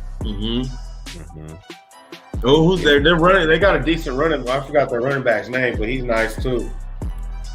Let me see. I'm gonna tell you right now. The Hall? I think it's Hall. Oh yeah, Brees Hall. Yeah, Brees Hall yeah. is nice. They got Brees Hall, Zonovan Knight, and Israel. They're gonna be nice, bro. I honestly wouldn't be surprised if they take a step up in that division and the Bills take a step back. Alan Lazard is not trash at receiver either. So no, no, he's not. He's only trash when Aaron Rodgers ain't throwing on the ball. Yeah, that's true. Who was their quarterback? What was that? Zach Wilson? Zach Wilson. Yeah, it was Zach Wilson and then Mike White. Yeah. He was trash. I thought he was going to be better than what he was. He actually started out and he looked on fire. I was like, is Zach Wilson really one of them guys? And then from there, he just went down. He was like making excuses, explaining. But the Giants, bro, the Giants was going to be legit. Saquon Barkley was beasting last year because he actually was not injured. And their quarterback, what was his name? Daniel Jones or something? The quarterback, yeah. He was balling last year. He was. I mean, but I'm not convinced on him though. I'm not really. You ain't sold on him? I ain't sold on him. I need to see more. Well, I mean, he's only had like one good year. And how long he been in the league? Like, come on, like 2 years. He had one trash year where he was injured, and then last year was his only good year. So I hear you. In the words of Dennis Green, crown him. You want to crown him. Hey, he is who you think he is. Yeah, he is who we think he is. Yeah, I feel like it's the Eagles, Cowboys, and then the Giants. But then even with Washington, I think that bottom one is going to go. Washington actually had some good pickups. What are they called now? The Commanders. Yeah, the Commanders, yeah. Bro, I actually like them as the Washington football team better than the Commanders. Hey, man. I don't even think that's like I think that's just like a trial run or some shit. What? They might keep if I'm not mistaken, I think they was only supposed to, like, they're seeing how it goes for like 2 years. And then did they already sell the team? They're selling it right now. They're in the process of selling it. Yeah. Okay, which is good for that franchise, man. One thing I didn't like is how they did Sean Taylor. Hold on, what you say, Eric? Yeah, they're in the sale for $6 billion, so $6 billion's a lot. That's actually an overpricing for that one. For a trash ass franchise like that, somebody really wants. That's more than what the Warriors are worth right now, and we know that ain't true. The Warriors are worth like $4 or $5 billion. There's no way that they're worth this, but if somebody is willing to pay you for it, then I guess maybe they are. But see, just owning a football team is not really just about the team. They kind of you get more like endorsement deals, and people pay you to have their name on the jersey and whether the team is winning or losing, the owner's getting paid. I mean, and the stands is to be packed. Yeah. I mean, they wasn't even selling out like that. Dude was still making money. I mean, the value went up on that franchise. And a lot of that stuff they could write off too. You know what I mean? Once they start taking a certain amount of losses, they can write a lot of that stuff off. So I ain't gonna act like it's a bad investment for somebody that got that money. And it's usually not somebody outright writing a check. It's like, hey, Hook, you pitch in, Eric, you pitch in. It's like a good. Is it if I'm not mistaken, I think Magic Johnson's involved. I think Magic Johnson's involved in that. Yeah. Let me see. Magic Johnson's part of it. Yeah. Mm-hmm. Yeah, definitely. I'm trying to see. I don't see any article right now, but I did see Magic Johnson was. Oh, there. Hold on.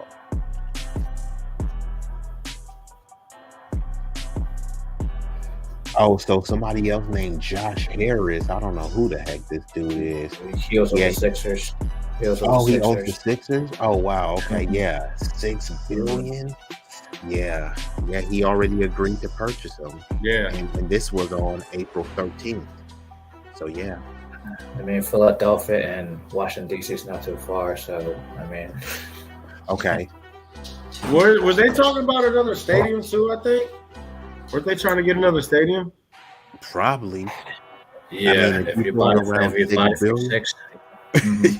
billion. Yeah, so man, I see it. And Eric, did you watch any of the NBA games? I mean, I saw yesterday's game. I mean, what you think about the game?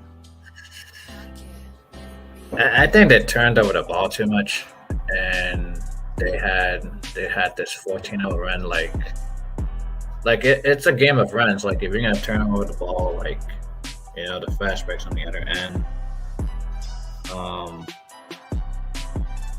And you're talking about the Warriors, right? The Warriors turned it over too much. I mean, the Lakers turned it over too much as well. I think. I mean, that's when they had the 14-0 run on the other end defensively. Yeah.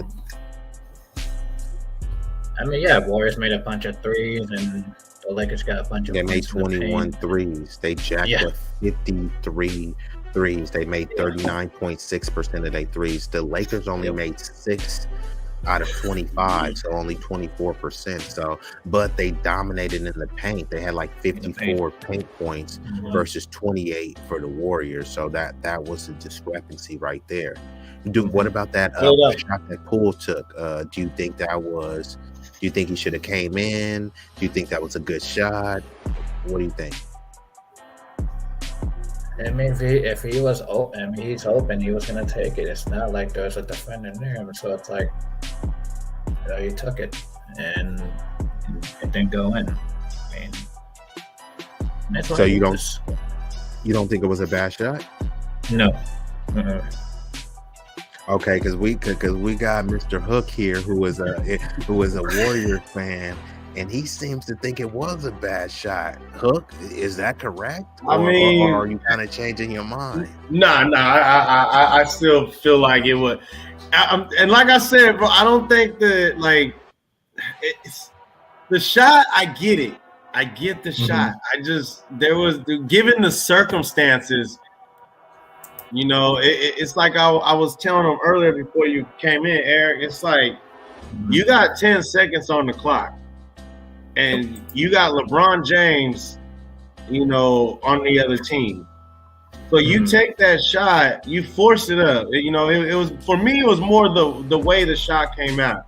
You could tell it was off. You know, like he didn't. He brushed it. You know, and say he does make that shot, boom, the game's tied.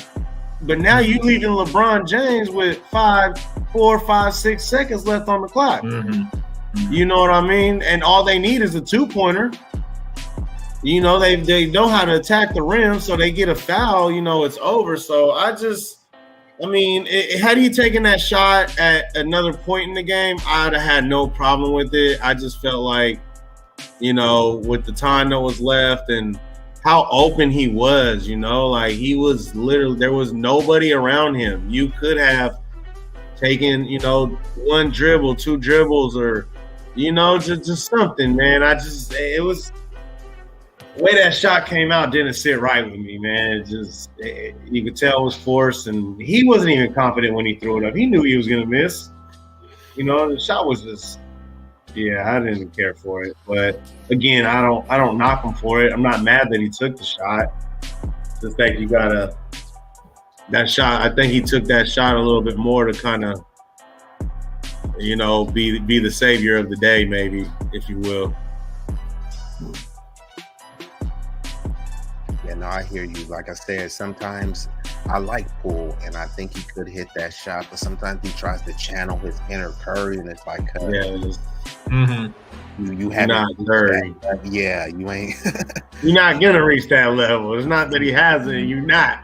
Like, and that's not being disrespectful, but what Curry's doing and what he does, not everybody can do that. You know, it's.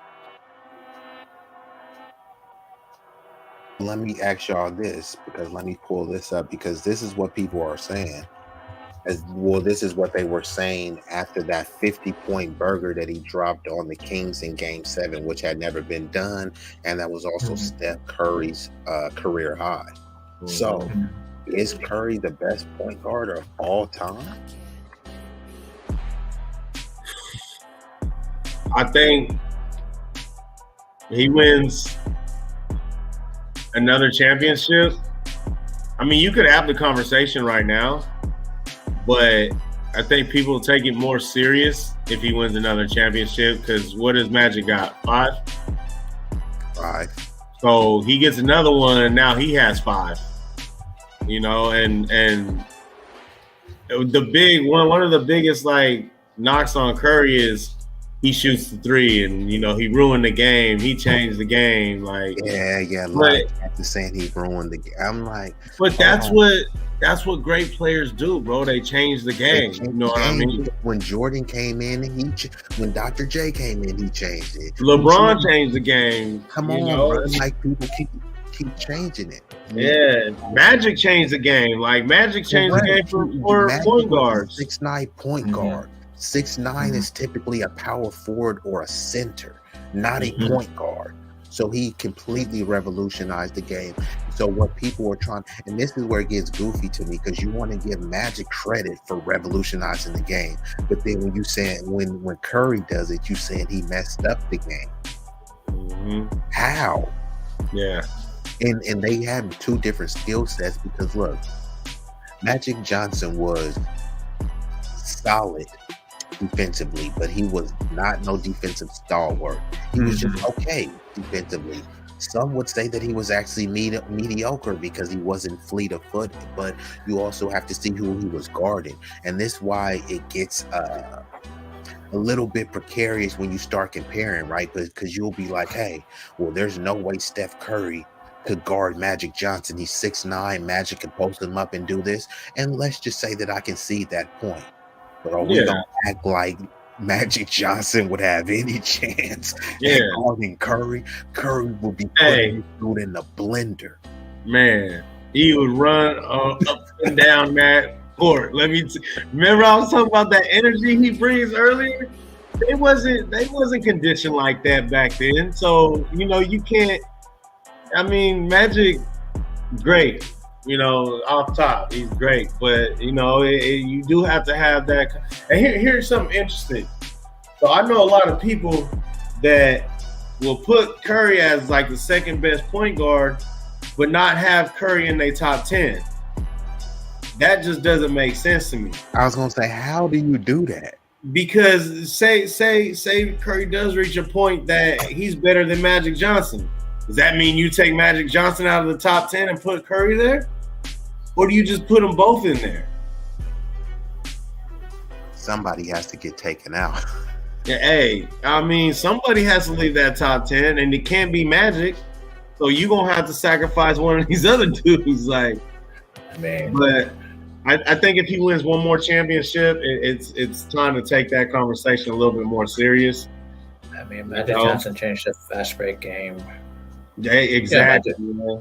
Magic Johnson changed the fast break game, and Curry changed the 3-point game. So it's like, but did he really change it though? Because here's another thing people fail to remember. Curry wasn't the first one to come in and just start shooting this 3-ball. You know, remember Nelly Ball? Yeah, but I mean, but the numbers have climbed astronomically since he touched the 3-ball. Well, yeah, because the thing is, back at that time, there wasn't a lot of shooters shooting the 3 because it wasn't big. Mm-hmm. But you know, that offense that he installed, you know, that We Believe team when he was in with Dallas, you know, all those teams were based around the 3. Mm. So you can't really knock Curry and the Warriors for doing it because it was already being done. It just wasn't being done at the level that they're doing it, you know. And now you got kids, you know, somebody like me. I'm not 6'5". I'm not 6'6". I can't go and do a 360 windmill and dunk the ball. You know what I mean? So somebody that's shorter like me, having that 3-pointer, how are you going to get mad when that's the only advantage I have over this 6 foot? Yo. You can't get mad at that, you know? Like, ain't nobody getting mad at LeBron when all he does is dunks or drives or fucking gets fouled. Like, it's you know, it's just crazy to me the hate that Curry gets sometimes, you know?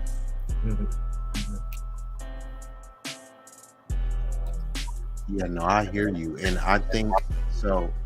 The thing I didn't like about that Nelly ball is because there was never any emphasis on the defense.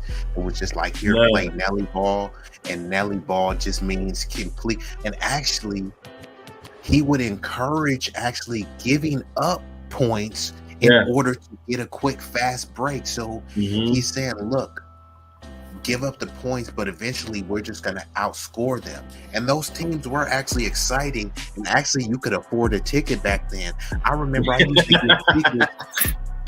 Bro, the games, a lot of the seats used to be empty, so you could just move up closer. You used to be able to park. Buy them $7 standing room only. You could only get people was giving away tickets back then. Yeah, the Warriors they missed the playoffs for like 30-something years.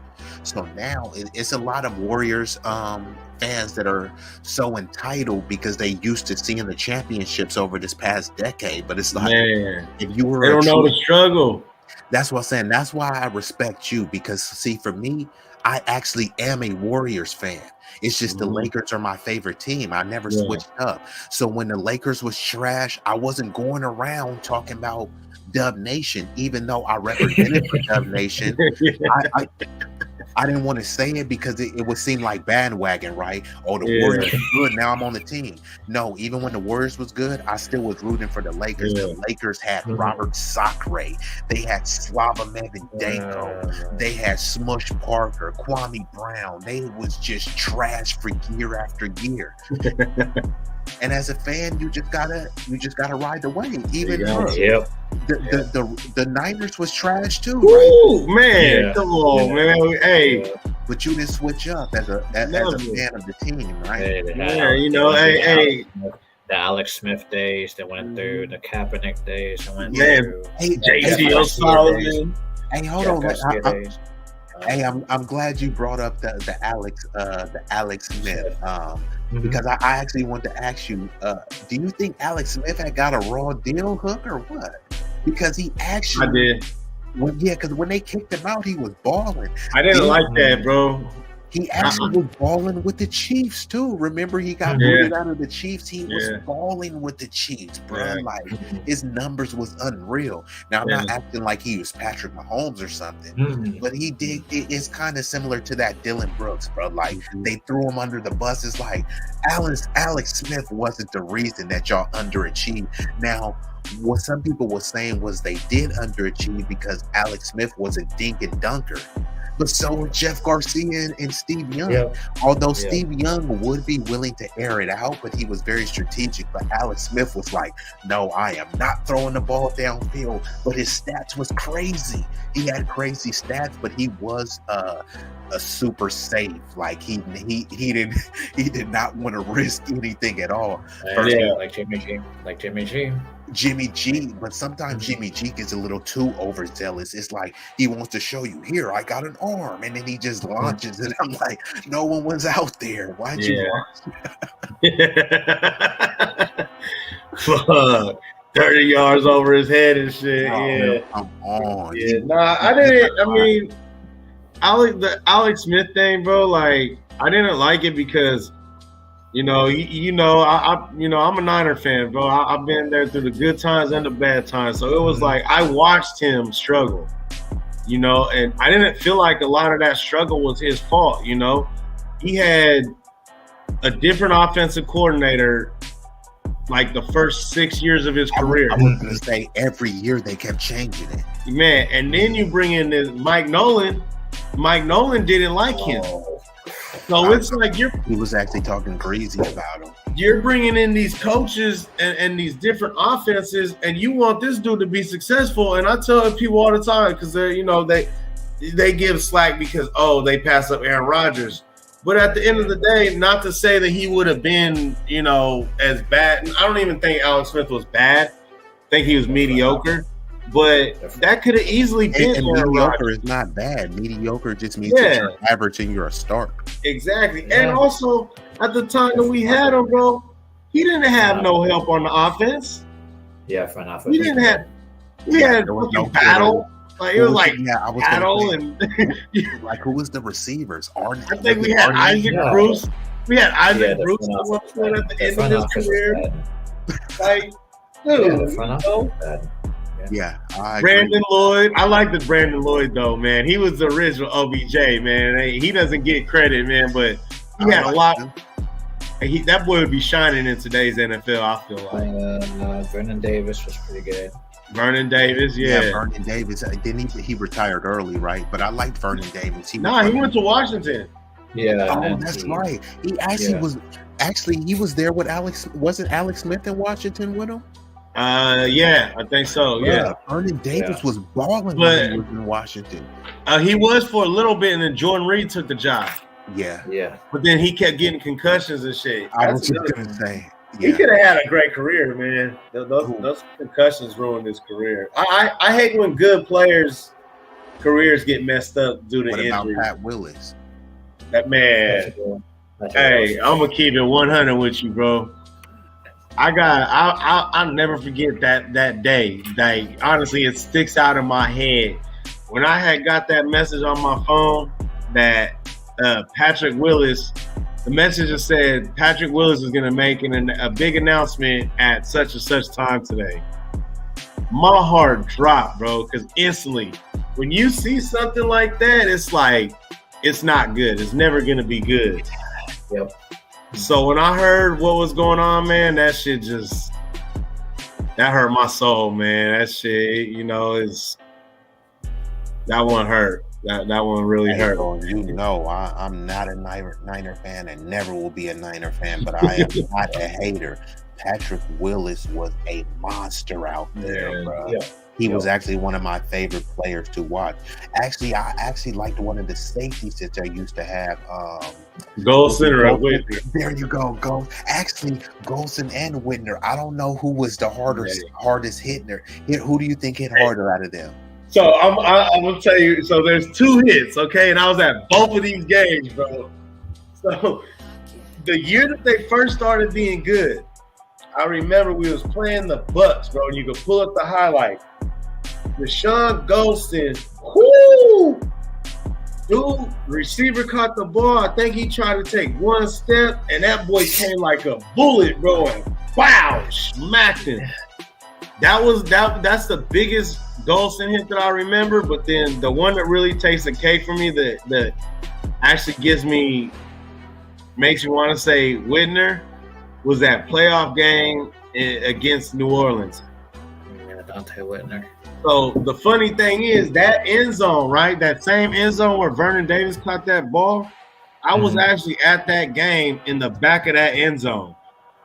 So right before Whitner had made that hit, I think we had got a tackle for a loss or something. And I look at my son's mom and my boy, and I tell him, Whitner's about to make a play right now, bro. I feel it. He's about to make a play. And that's when he came around that corner and he hit Pierre Thomas, and that ball came out. He ended up with the concussion, bro. Oh man, that was big too. So, I gotta say Whitner, man. I loved Golston. Golston was actually one of my favorite Niners at the time. Yeah, I ain't gonna lie. From what I seen, I was gonna try to edge Whitner. I think that probably Golston was probably a more complete corner, but in terms of hitting, bro, Whitner was out there laying hard, bro. I'm talking about. I'm seeing him hit running back. Yeah, I seen him hit big, bro. Big tight ends, just lay him out, bro. Yeah, I seen him almost lay himself out hitting somebody. So hey, look at the running backs in that division that at that time too. You had Steven Jackson. Yeah, that one right there. That one. Woo. Hey. That one had me so fired up, boy. Yeah. Hey, that had me pumped, bro. Yeah, but what was I saying? I had a brain fart. You were talking about Whitner and hitting in the game, getting you fired up, I think. Oh yeah. No, that shit pumped me up. Nah, but yeah, man. And good was that Pierre Garçon that he hit? I think it wasn't Garçon. Garçon was a receiver. Oh no, I forgot. That was Pierre Thomas. Pierre Thomas, yeah, Pierre Thomas, yeah. Yeah, man, that shit. Oh, I was talking about the running backs. So I was talking about why I felt like they were our division at the time, bro. We had Marshawn Lynch. So you gotta lay a hat there. He ain't coming down off that first one. You had Steven Jackson you were going against. For the Rams, right? Yeah. For the Rams, they had Steven Jackson. And then I believe, if I'm not mistaken, the Cardinals had, what's his name? He was dope for a while, man. Johnson? What's his first name? Was Chris Johnson? Nah, not Chris Johnson. What was his name, bro? They ended up trading him. Where did he go? I forgot his name, bro. But you remember around what year that was? It was like 2012. 2012, yeah, somewhere around there. But you had these, our division's always been tough, man. It's always been about running and defense, man. For their 2012 running back was Beanie Wells. Beanie Wells? Okay, maybe it was after that. Okay. Give me a year. What was his name, bro? I might be tripping though. I know. Just tell me a year you think, and I'll type it up. Try 13. 2013? Okay. It had Rashard Mendenhall in 2013. Let me try 2015. Who was the rookie though? Yeah, they had Chris Johnson. They had Chris Johnson in 2015. What's another year? Let's see what they had in 2017. Okay.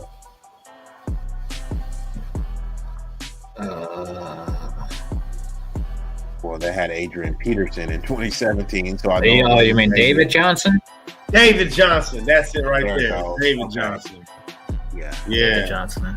Okay. Well, so maybe he came later, but bro, our division is always like I said, it's always defense and running. Mm-hmm. And it's that hard nose running until we got Shanahan. Now it's just like Frank Gore. Yep. Hey, Frank Gore don't get enough credit. Frank Gore is like the third leading rusher of all time. Man. Well, he kind of pulled a Emmitt Smith. I know what he did. He definitely did that. Yeah. Well, he finished his year off in Miami. Andy went to Miami as a college. They're actually talking about bringing him back on. Well, not back on as a. I think he went to Buffalo too, right? No. Yeah, he went to Buffalo for a bit. Yeah, he played. He's definitely his last year. He was a journeyman. Yeah. Okay. So do you think so where do you think he truly ranks? Because on the stats he said he's number 3. You know, he passed, but do you think he's really the number 3 top back of all time? Nah, I wouldn't even put him top 5. To tell you the truth. Man, who do you even think is in the top 5? I mean, off top, Barry Sanders. Barry Sanders. I like what's the name? Jim Brown. Dickerson. Eric Dickerson. I put him up there. Okay. So what are y'all basing this off of? Y'all basing it off the eye test, or y'all basing this off stats, or what? A little bit of both. Stats for me, mainly the eye test, because the crazy, like when you're talking about football and you're talking about these stats, and this is one thing that I have kind of an issue with when you talk about breaking records and this, that, and the other. So the NFL season, when we grew up watching it, it was what, 14 games? Like they didn't play as many games as they do now. So you're adding 3 more games for people to break these records. You know, that is true. You can't. To me, I don't. You can only read so much into the numbers, man. Correct. I know exactly what you're saying. And then you got in what Barry Sanders actually did was like crazy. Barry Sanders ended his career prematurely and still ended with 15,269 yards, bro. And you know why? Insane. You know why he retired early too, right? Speak on it. So his dad was a really big Jim Brown fan. And he didn't want, his dad used to always tell him that he will never be as good as Jim Brown. Mm-hmm. So he retired because he didn't want to break that record. So that was a choice of him not to break that record, bro. Like that's crazy for somebody to just not want to break a record, especially that one. You know, so he could have kept going. I'll tell you what, every time we talk about Barry, we say that's the greatest run. I think so. I mean, that might have been the greatest is he a boy or was he a boy? Yeah, he was intimidating. And he had a combination of speed, power. I haven't seen the juice. I do like Shady's voice, but I thought he had similar skill set, but not quite. So he was like a diet version of Barry Sanders, only in the juice, not in terms of power, because he can run through the tackles, he can outrun you, right? This was crazy what he was doing, bro.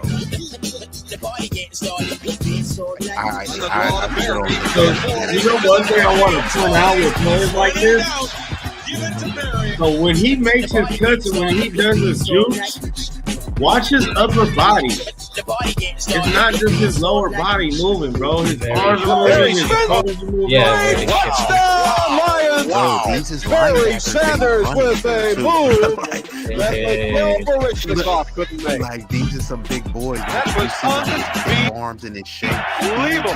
Sometimes you just gotta look at the heavens and say, wow. That is one of the more incredible runs. But the people that he's making look bad, like, He just show you a twisted ankle and said, I just screwed myself into the ground because what this guy did to me. I think Lawyer Malloy. I was gonna say, I thought that was Lawyer Malloy. I used to like the Lawyer Malloy and Ty Law. Yeah, that was dope. They had that squad. So yeah, I don't think Barry Sanders gets enough credit, and he's still fourth. I'll just read through the quick top So in terms of the Russian leaders, Emmitt Smith number 1. He makes good defenses look bad on the field. Yeah, absolutely. Even that,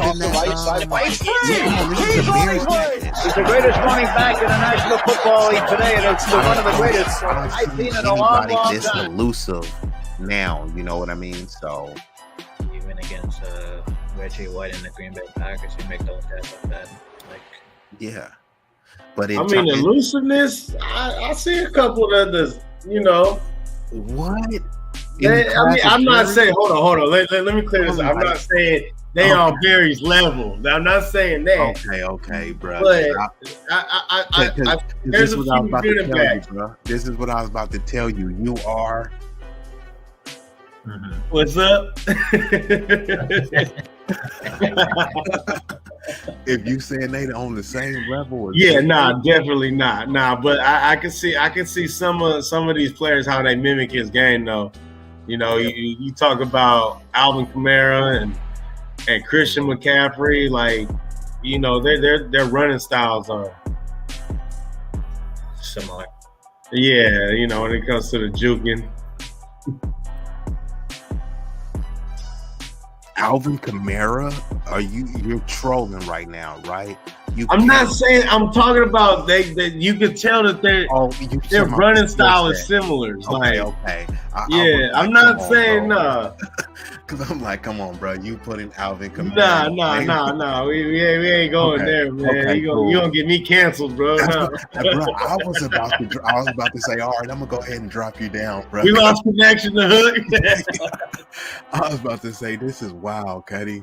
But I do actually like Alvin Kamara. He is a beast out there. He just definitely ain't no Barry Sanders. But I'm gonna run through the Russian leaders real quick. Yeah. So Emmitt Smith number 1, Walter Payton, Frank Gore, Barry Sanders, Adrian Peterson, and this is a forgotten name that I know you gonna remember. Curtis Martin at number 6. Do people realize how good Curtis Martin was, bro? He was a boy. Bro, he was a boy with the Jets and the Patriots. Yeah. Bro, I actually love Curtis Martin game. And I used to remember Corey Dillon too? Yep. So we got LaDainian Tomlinson at 7. Jerome the Bus Bettis, number 8. And this is just based on rushing yards. I'm not saying who is better or whatever. Yeah. Y'all can make that determination. Eric Dickerson at number 9. Tony Dorsett, another forgotten name, number 10. Jim Brown, 11. Marshall, number 12. Edgerrin James, number 13. He's a boy. Marcus Allen, number 14. Franco Harris, number 15. Number 16, Thurman the Face Mask Thomas. Actually, I'm going to read the top 20. Here's a name that you probably forgot too. Fred Taylor. Fred Taylor was a boy out there. And we got Steven Jackson at 18. John Riggins at 19. Corey Dillon at 20. And O.J. Simpson at 21. Shady McCoy at 22. Man, I got to keep going because I'm seeing these names like, wow. Yeah. This name is actually impressive. Warwick Dunn, who was probably the same. I mean, Warwick Dunn was a little guy out there, but he was a savage. He was running through tackles. He was outrunning people. Warwick Dunn don't get enough credit, I don't think. Hey, his best days came in NFL 2K. Yeah, that's true. Hey, but he was still able, bruh, for him to be 23rd on the all-time rushing list, that's impressive. And he's followed by a renowned Eagle and Niner, Ricky Waters, at number 24. Waters. Yep, I know you remember him. Yeah. And then they got Jamal Lewis at 25. This is another sneaky one. Thomas Jones. You remember Cowboys, right? Was it Cowboys? He played with the Jets and the Bears, and I think he played with the Cowboys too. Let me make sure. I know he played with the Jets and the Bears for sure. What was the name you said before that? The name before Thomas Jones is Jamal Lewis. He played with, I forgot about Jamal Lewis. Jamal Lewis was a beast with the Ravens. He won the Super Bowl with him, didn't he? Facts. With Trent Dilfer as their quarterback, but they just had a monster defense. And then after Thomas Jones is Freaky Tiki Barber, Eddie George at 28, Marshawn Lynch 29, Otis Anderson 30, Ricky Williams 31, Clinton Portis 32, Matt Forte. How the hell did Matt Forte make this list? Shout out to Matt Forte, but he's 33. I'm surprised because he's above some notable names. 34, Joe Perry. 35, Chris Johnson. 36, Sean Alexander. Now that's just rushing yards, right? That's not over. Yeah, this is only rushing yards. Okay. These are the top leaders in rushing. So one thing about these new players that are higher up there and have less years in the league or whatever, that goes back to what I was saying with playing more games, you know what I mean, and the playing style now, you know, because that makes nowadays it favors the offense. It really does. You know, these running backs ain't scared like they used to be. Yeah, that is true. It's almost like the NBA where with the shooters, right? It favored back in the day, you know, players used to be getting punched and clotheslined and stuff, and the games would be like 80 to 83. The NBA was like, bro, we don't want to see that, man. We want to see these teams score at least 100. Now, what do you see? The games is like the Lakers game was 117 to 112 or something. Yeah. Back in those 90s games, it used to be like 83 to 85. Yeah. If you get a game to 100, that team was really balling. Like, they were balling. Yeah, and there was no defense being played. I get it. Yeah. It's different, man. People want to see that scoring, but then, like, I don't. I want to see, like, I like defense. You know, I miss the days when a receiver would come across the middle of the field and get his head knocked off, you know. So how do you feel about that? I know they're trying to make the game safer, but do you think they are fair with the calls, or do you think they kind of overdo it with some of these calls when they say targeting and certain stuff? You know, if you kind of breathe on a quarterback, you're gonna get flagged. If you go at their legs, and then they'll protect the quarterback legs, but then if you're a running back and somebody take out your legs, no one cares. Yeah, that's kind of shady, bro. I honestly don't like any. I don't really care for the way they coach the way they call with quarterbacks. I have an issue with that because you're not calling the game fair, and I've been seeing, like, you see so many games where it's like, how is that being called? You know what I mean? And then you go, you know, Tom Brady will get this call.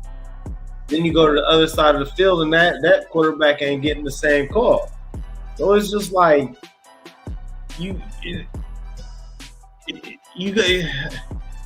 Vegas be too involved. I feel like, you know, they I don't know. I really don't care for the way they call games nowadays. But then I do get, like, have you seen any games that because, you know, some people say they make excuses, but have you legitimately seen any games that the refs have cost a team, or even the Niners specifically, a game? I mean, I'll give you off the top of as soon as you said it, not even a Niner game. The Saints and the Rams. It don't got to be a Niners game. Saints and the Rams cost them a trip to the Super Bowl. Oh, that was When to find out. Hey, crazy part is the ref who was there, who should have made that call, used to play for the Rams. I don't know if he played. He was involved in the Rams organization. What? So it's like you can't put, like, and the call was just so obvious. Like, bruh, even let's just say it wasn't obvious. Now they got 4K, 8K cameras from every angle. They got GoPros. They got people sitting on the field. Like, come on, bro. Even if you missed the call, I understand back in the days of Larry Zonka and the 72 Dolphins that you just had to rely on the ref making a call. If they blew the call, they blew the call. Now, come on, bro. People are getting paid too many millions for you to just make a bonehead call. What is the point, bro? Have you seen the equipment, bro? When you got like a HD TV, like a 4K TV, bro, you can see this, like the sweat, like glistening off people. So y'all could have just went to the tapes and got the call right and just said, look, we made. And this is what I don't like with the NBA, right? So what they try to do, they have like a panel. So let's say they make a bonehead call against the Warriors and cost them the game. They'll go back and watch and say, oh yeah, that was a bonehead call. My bad. It's like, bro, yeah, but we still lost the game. Yeah, that's it. Why? You get an apology. That's it. Bro, they'll send you a letter and say, hey, we messed up. Yeah, that's it. That's it. You might have cost us home court advantage, bro. Hey, and what's cold is they can send you that letter and admit their mistakes. Was this the game you was talking about? Saints versus Rams? Yeah. That one, exactly. See, he knows. Hey, I think Stevie Wonder could have saw that. Yeah. Like, bro, you didn't have to complete the sentence. As soon as you started, I already knew where I was going with that one. That is true, because as soon as I was like, have you ever? You was like, yeah. Shit.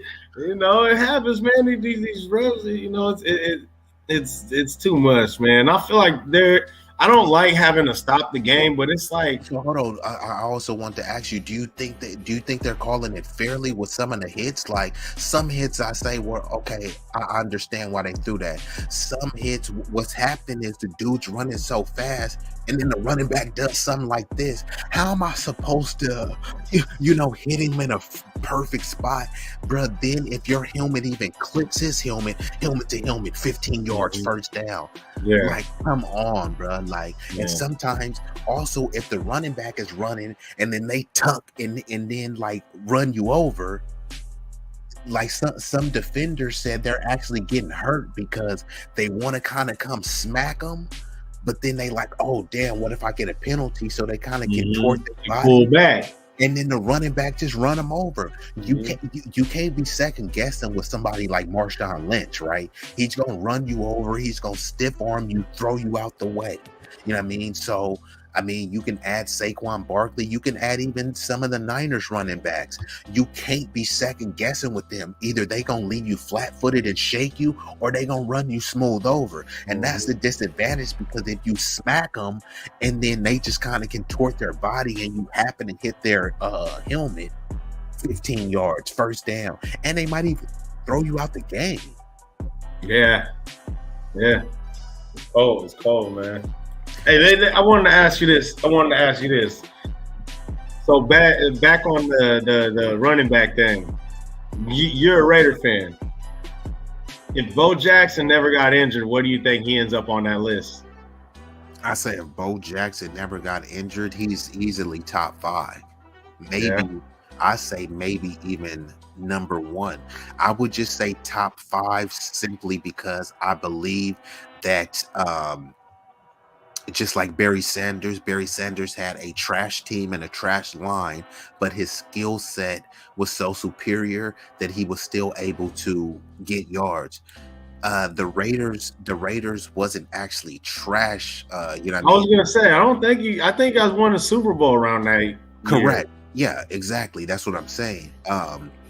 But what I'm saying is, had he been progressing in his year, every year they wouldn't have had a Super Bowl level offensive line. So what I'm saying is, despite that, even if they did have some down years and he had a trash line, he still would have been good enough to produce, and I think he would have been top 5. If he had a legitimate like Cowboys type line, Buffalo Bills early 90s line, then I think he would be at the top of the list. But that this is just all mere speculation. So, but I for surely think that he would be top 10 because he was better than Emmitt Smith. I can't necessarily say that he was better than Sweetness Walter Payton, but I can't really just completely give Walter Payton the nod over him in ability. But in terms of longevity and what he contributed, I would put Walter Payton above him because your best ability is availability, and Walter Payton was more available. But Bo Jackson was definitely better than Frank Gore. Adrian Peterson in his prime, I would give the edge slightly to Bo Jackson because I think Bo Jackson was faster, stronger. I think Adrian Peterson, I think it's kind of a toss-up in terms of the athleticism, cuts and stuff, but I think he was better than Curtis Martin, better than Jerome Bettis. But when you start getting into Eric Dickerson, Tony Dorsett, some people may consider that a wash. I think he was actually better than both of them. Jim Brown, I don't really know if he was better than Jim Brown. You know what I mean? I just can't definitively say. He might have been better than Jim Brown, but I just can't definitively say, oh yeah, he was better than him. But like Frank Gore, I can say that. He was even better than Marshall Faulk, and I loved Marshall Faulk's game. But I couldn't stand that fucking guy.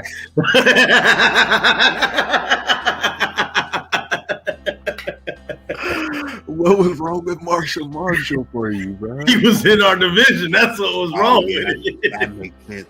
Bro, those years when they had the greatest show on turf, man.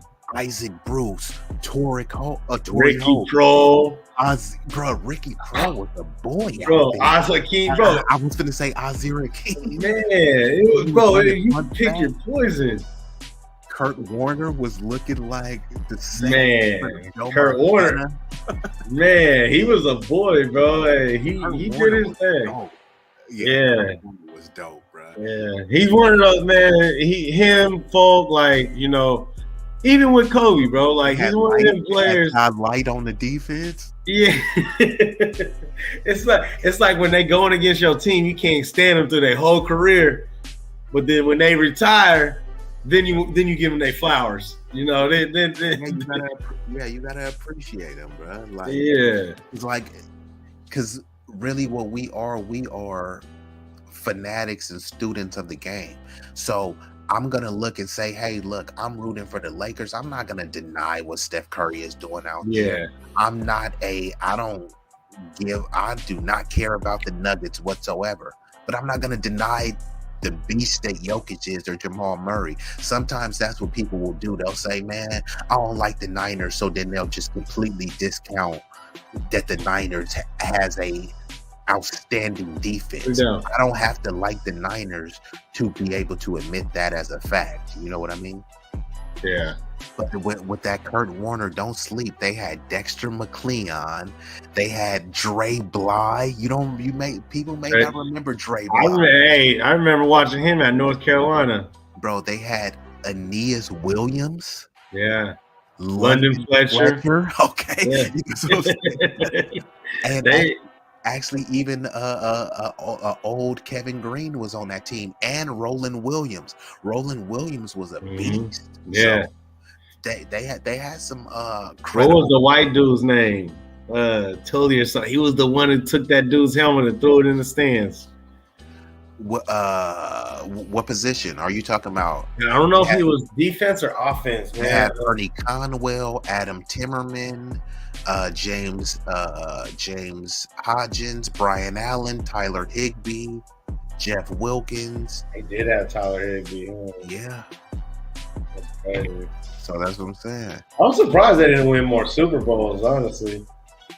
I'm definitely surprised. But then that was when Tom Brady came around, and the rest was history. Yeah, that is true. I mean, I think some teams should be fortunate and lucky that they even got one, and that's why when we speak about the Warriors and other teams, people get entitled, right? You win those championships, and you expect like this how it should be. But then when you look at a team like the Cubs, right? The Cubs didn't win a World Series for 108 years, and they got one of the most rabid, diehard fan bases. Yeah. And what was the it was another team. Oh, look at Milwaukee Bucks, right? Yeah. When Milwaukee won that championship, if they don't ever win a championship again in someone's lifetime, the city of Milwaukee will be content. And look at Cleveland, right? The Cleveland Cavaliers. That's why it I know it sucked because it came against the Warriors coming back 3-1, but that solidified the Cleveland fan base. Did you know that when the Cleveland Browns went 0-16, that they had a celebration? Bruh. They had a celebration. Well, yeah, because they wanted to represent the team and let them know that we still love you. That's how solid that fan base is. Yeah. So you can get mad or not, but bruh, they really do love their teams out there. Yeah. So so if Cleveland never wins and the city of Cleveland had never won a championship, I don't think the Indians had won. The Browns didn't win. So no, they've never had a championship in Cleveland. Yeah. So besides that one.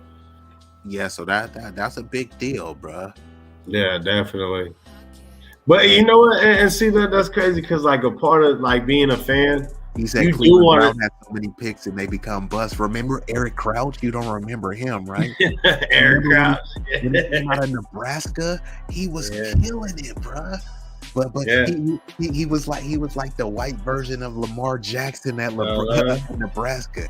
What about Peyton Hillis? I liked Peyton Hillis, bro. He had a couple good years in Denver, but after that, he kind of fell off. Mm-hmm. He was like that Mike Allstott. Yeah, Mike Allstott was a beast. Yeah, he was. Hey, what's crazy is he's considered a fullback. Like, correct. I mean, he is a fullback, but it's like their fullback was their running back. It's crazy. That was crazy. It's like we just had got so normalized in that era, but it's like that could never happen now. You don't see that no more, bro. Fullback position is dying. Besides Juszczyk and maybe like one or two other fullbacks, what team really carries a fullback on their roster? And then when you think about Allstott, Lorenzo Neal, Moose Johnson, the actual perennial fullbacks. That dude y'all had, Richie, used to always have the cut. Yeah. He used to always be bleeding from the forehead. He was getting. I think he used to cut himself, bro. He used to cut himself before every game. Yeah, bro. Oh boy, was bleeding every game. I was like, bruh. Bro, it was always that same streak too. Hey, yeah, I know what you're saying. It's like, cause what was that? Some what they be doing in the movies, like that corn surfers. Yeah, you know how the dudes that don't get in the game and then they go slide on the field to go dive real quick, make it look like their clothes is dirty. Hold on. What about So I remember JFL. You get the fucking when I had got my helmet, bro. Like I seen people like hitting it on the cement. What the fuck is you doing? Oh, trying to make it look like I never catch it, like really hit they shit on the cement to make it look like they hit somebody, to make it look like they was doing damage. It's like, yeah, that's just hella funny though. That's wild. Yeah. Well, bro, we about to go ahead and start to wrap up the stream, but I am really glad that you came up because I know, we support opposing teams, but when we do the little competitive banter and trolls and stuff, but when we come and have a sports discussion, I'm not going to really be unrealistic, right? I'm not definitely. Niners is trash and blah blah blah. Brock Purdy, he was a fluke. I'm not gonna do that, bro. I'm gonna call it how it is. And if I call it how it is, because see what happens is people get too tribal with their team. I hate the Raiders, so you won't. Yeah. So now you want to act like Devontae Adams is trash. Just because you say that doesn't mean that you like the Raiders. You know what I mean? So that's I what mean, if they playing the Niners, yeah, he gonna be trash. That's the way I see it. But realistically, he not trash. But and that's cool because I understand the trash talk, the competitive banter is all part of the game. You feel me? If you want to channel your inner Dillon Brooks, it's good. You feel me? I ain't gonna throw you under the bus like they did him. It actually, it's fun, it's funny, but as long as it don't get too disrespectful, you know what I mean? Because some stuff gets unrealistic. Man, Curry is trash, man. Curry is soft. He couldn't play in the Jordan days. Now you starting to get a little bit goofy. Steph Curry would have been shaking all of these other cats up. You know what I mean? Yeah. So let's not act like he wouldn't have played. So I like the balance that you give to it because you know your stuff. You know what I mean? You are a student of the game. You're versed in different sports. So we're going to be doing more of these going forward. And definitely. And even Eric says I deal with banter all the time. I mean, that's how we do it, right? This dude. Hey, that's what makes it fun, though, man. That's what makes it fun. Taking shots at the Raiders, bro. You have been saying some real crazy. You've been sneaking them in there, talking about the Raiders management and all. But I can't even be mad. I mean, but it's facts. You know, I'm like, that's why I said I can't be mad. Yeah, you know. But I did compliment y'all too. You know, I'm telling I like where y'all going. I really do. You know, and that's an outside perspective. You know, like I said, just you get used to the way things are sometimes, so you accept it. You know. Correct. No, and I like that, bro. But so we definitely gonna be doing more of these going forward. I'll hit you up. I know you may not always be available because I do different other things on this channel too. So I'm gonna be ramping it up, whether it's just comedic stuff, political stuff, sports stuff. So but I know this is definitely one of your expertises. So if you want to just give the people some closing remarks, however you want to take it, your predictions going forward with the NBA playoffs or anything that we discussed tonight. Go ahead. Yeah, I'm going to make it short and sweet. For sure. Dubs in 6. Dubs in 6. Really? Okay. I was trying to let you ride off, but it's just so disrespectful for you to say something like that. Come on, bro. Dubs is 6. Are you serious? Yeah. Hey, we gonna have to do this tomorrow or something. Oh yeah, absolutely. Yeah. So I'll hit you up and see what time works for you. But once again, bro, this is my homie Hook. He came through, show love to the channel. Gotta hit him with one of these for the Brody. You feel me? Yes, sir. Yes, sir. And I'm gonna just play this. Yeah, I'm gonna just play this outro that I made, and I'm gonna shut the stream down. For sure, bro. Appreciate you having me on. Yeah, no problem, bro. Anytime. You always good over here, man. Yes, sir. Have a blessed one. For sure. You too, Brody. Thank you for stopping by.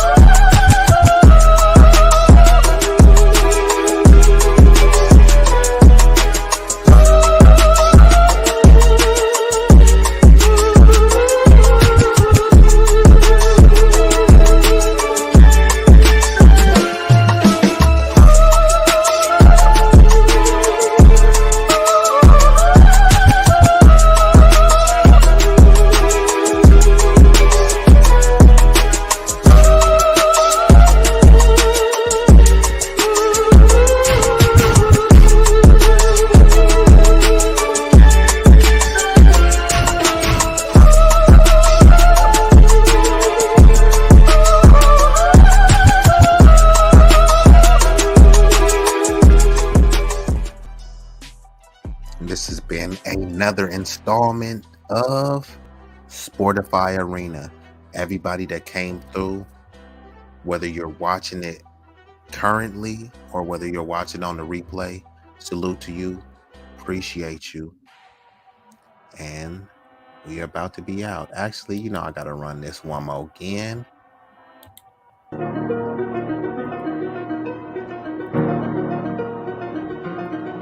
Boom! He's on his back. Hey, heck of a play!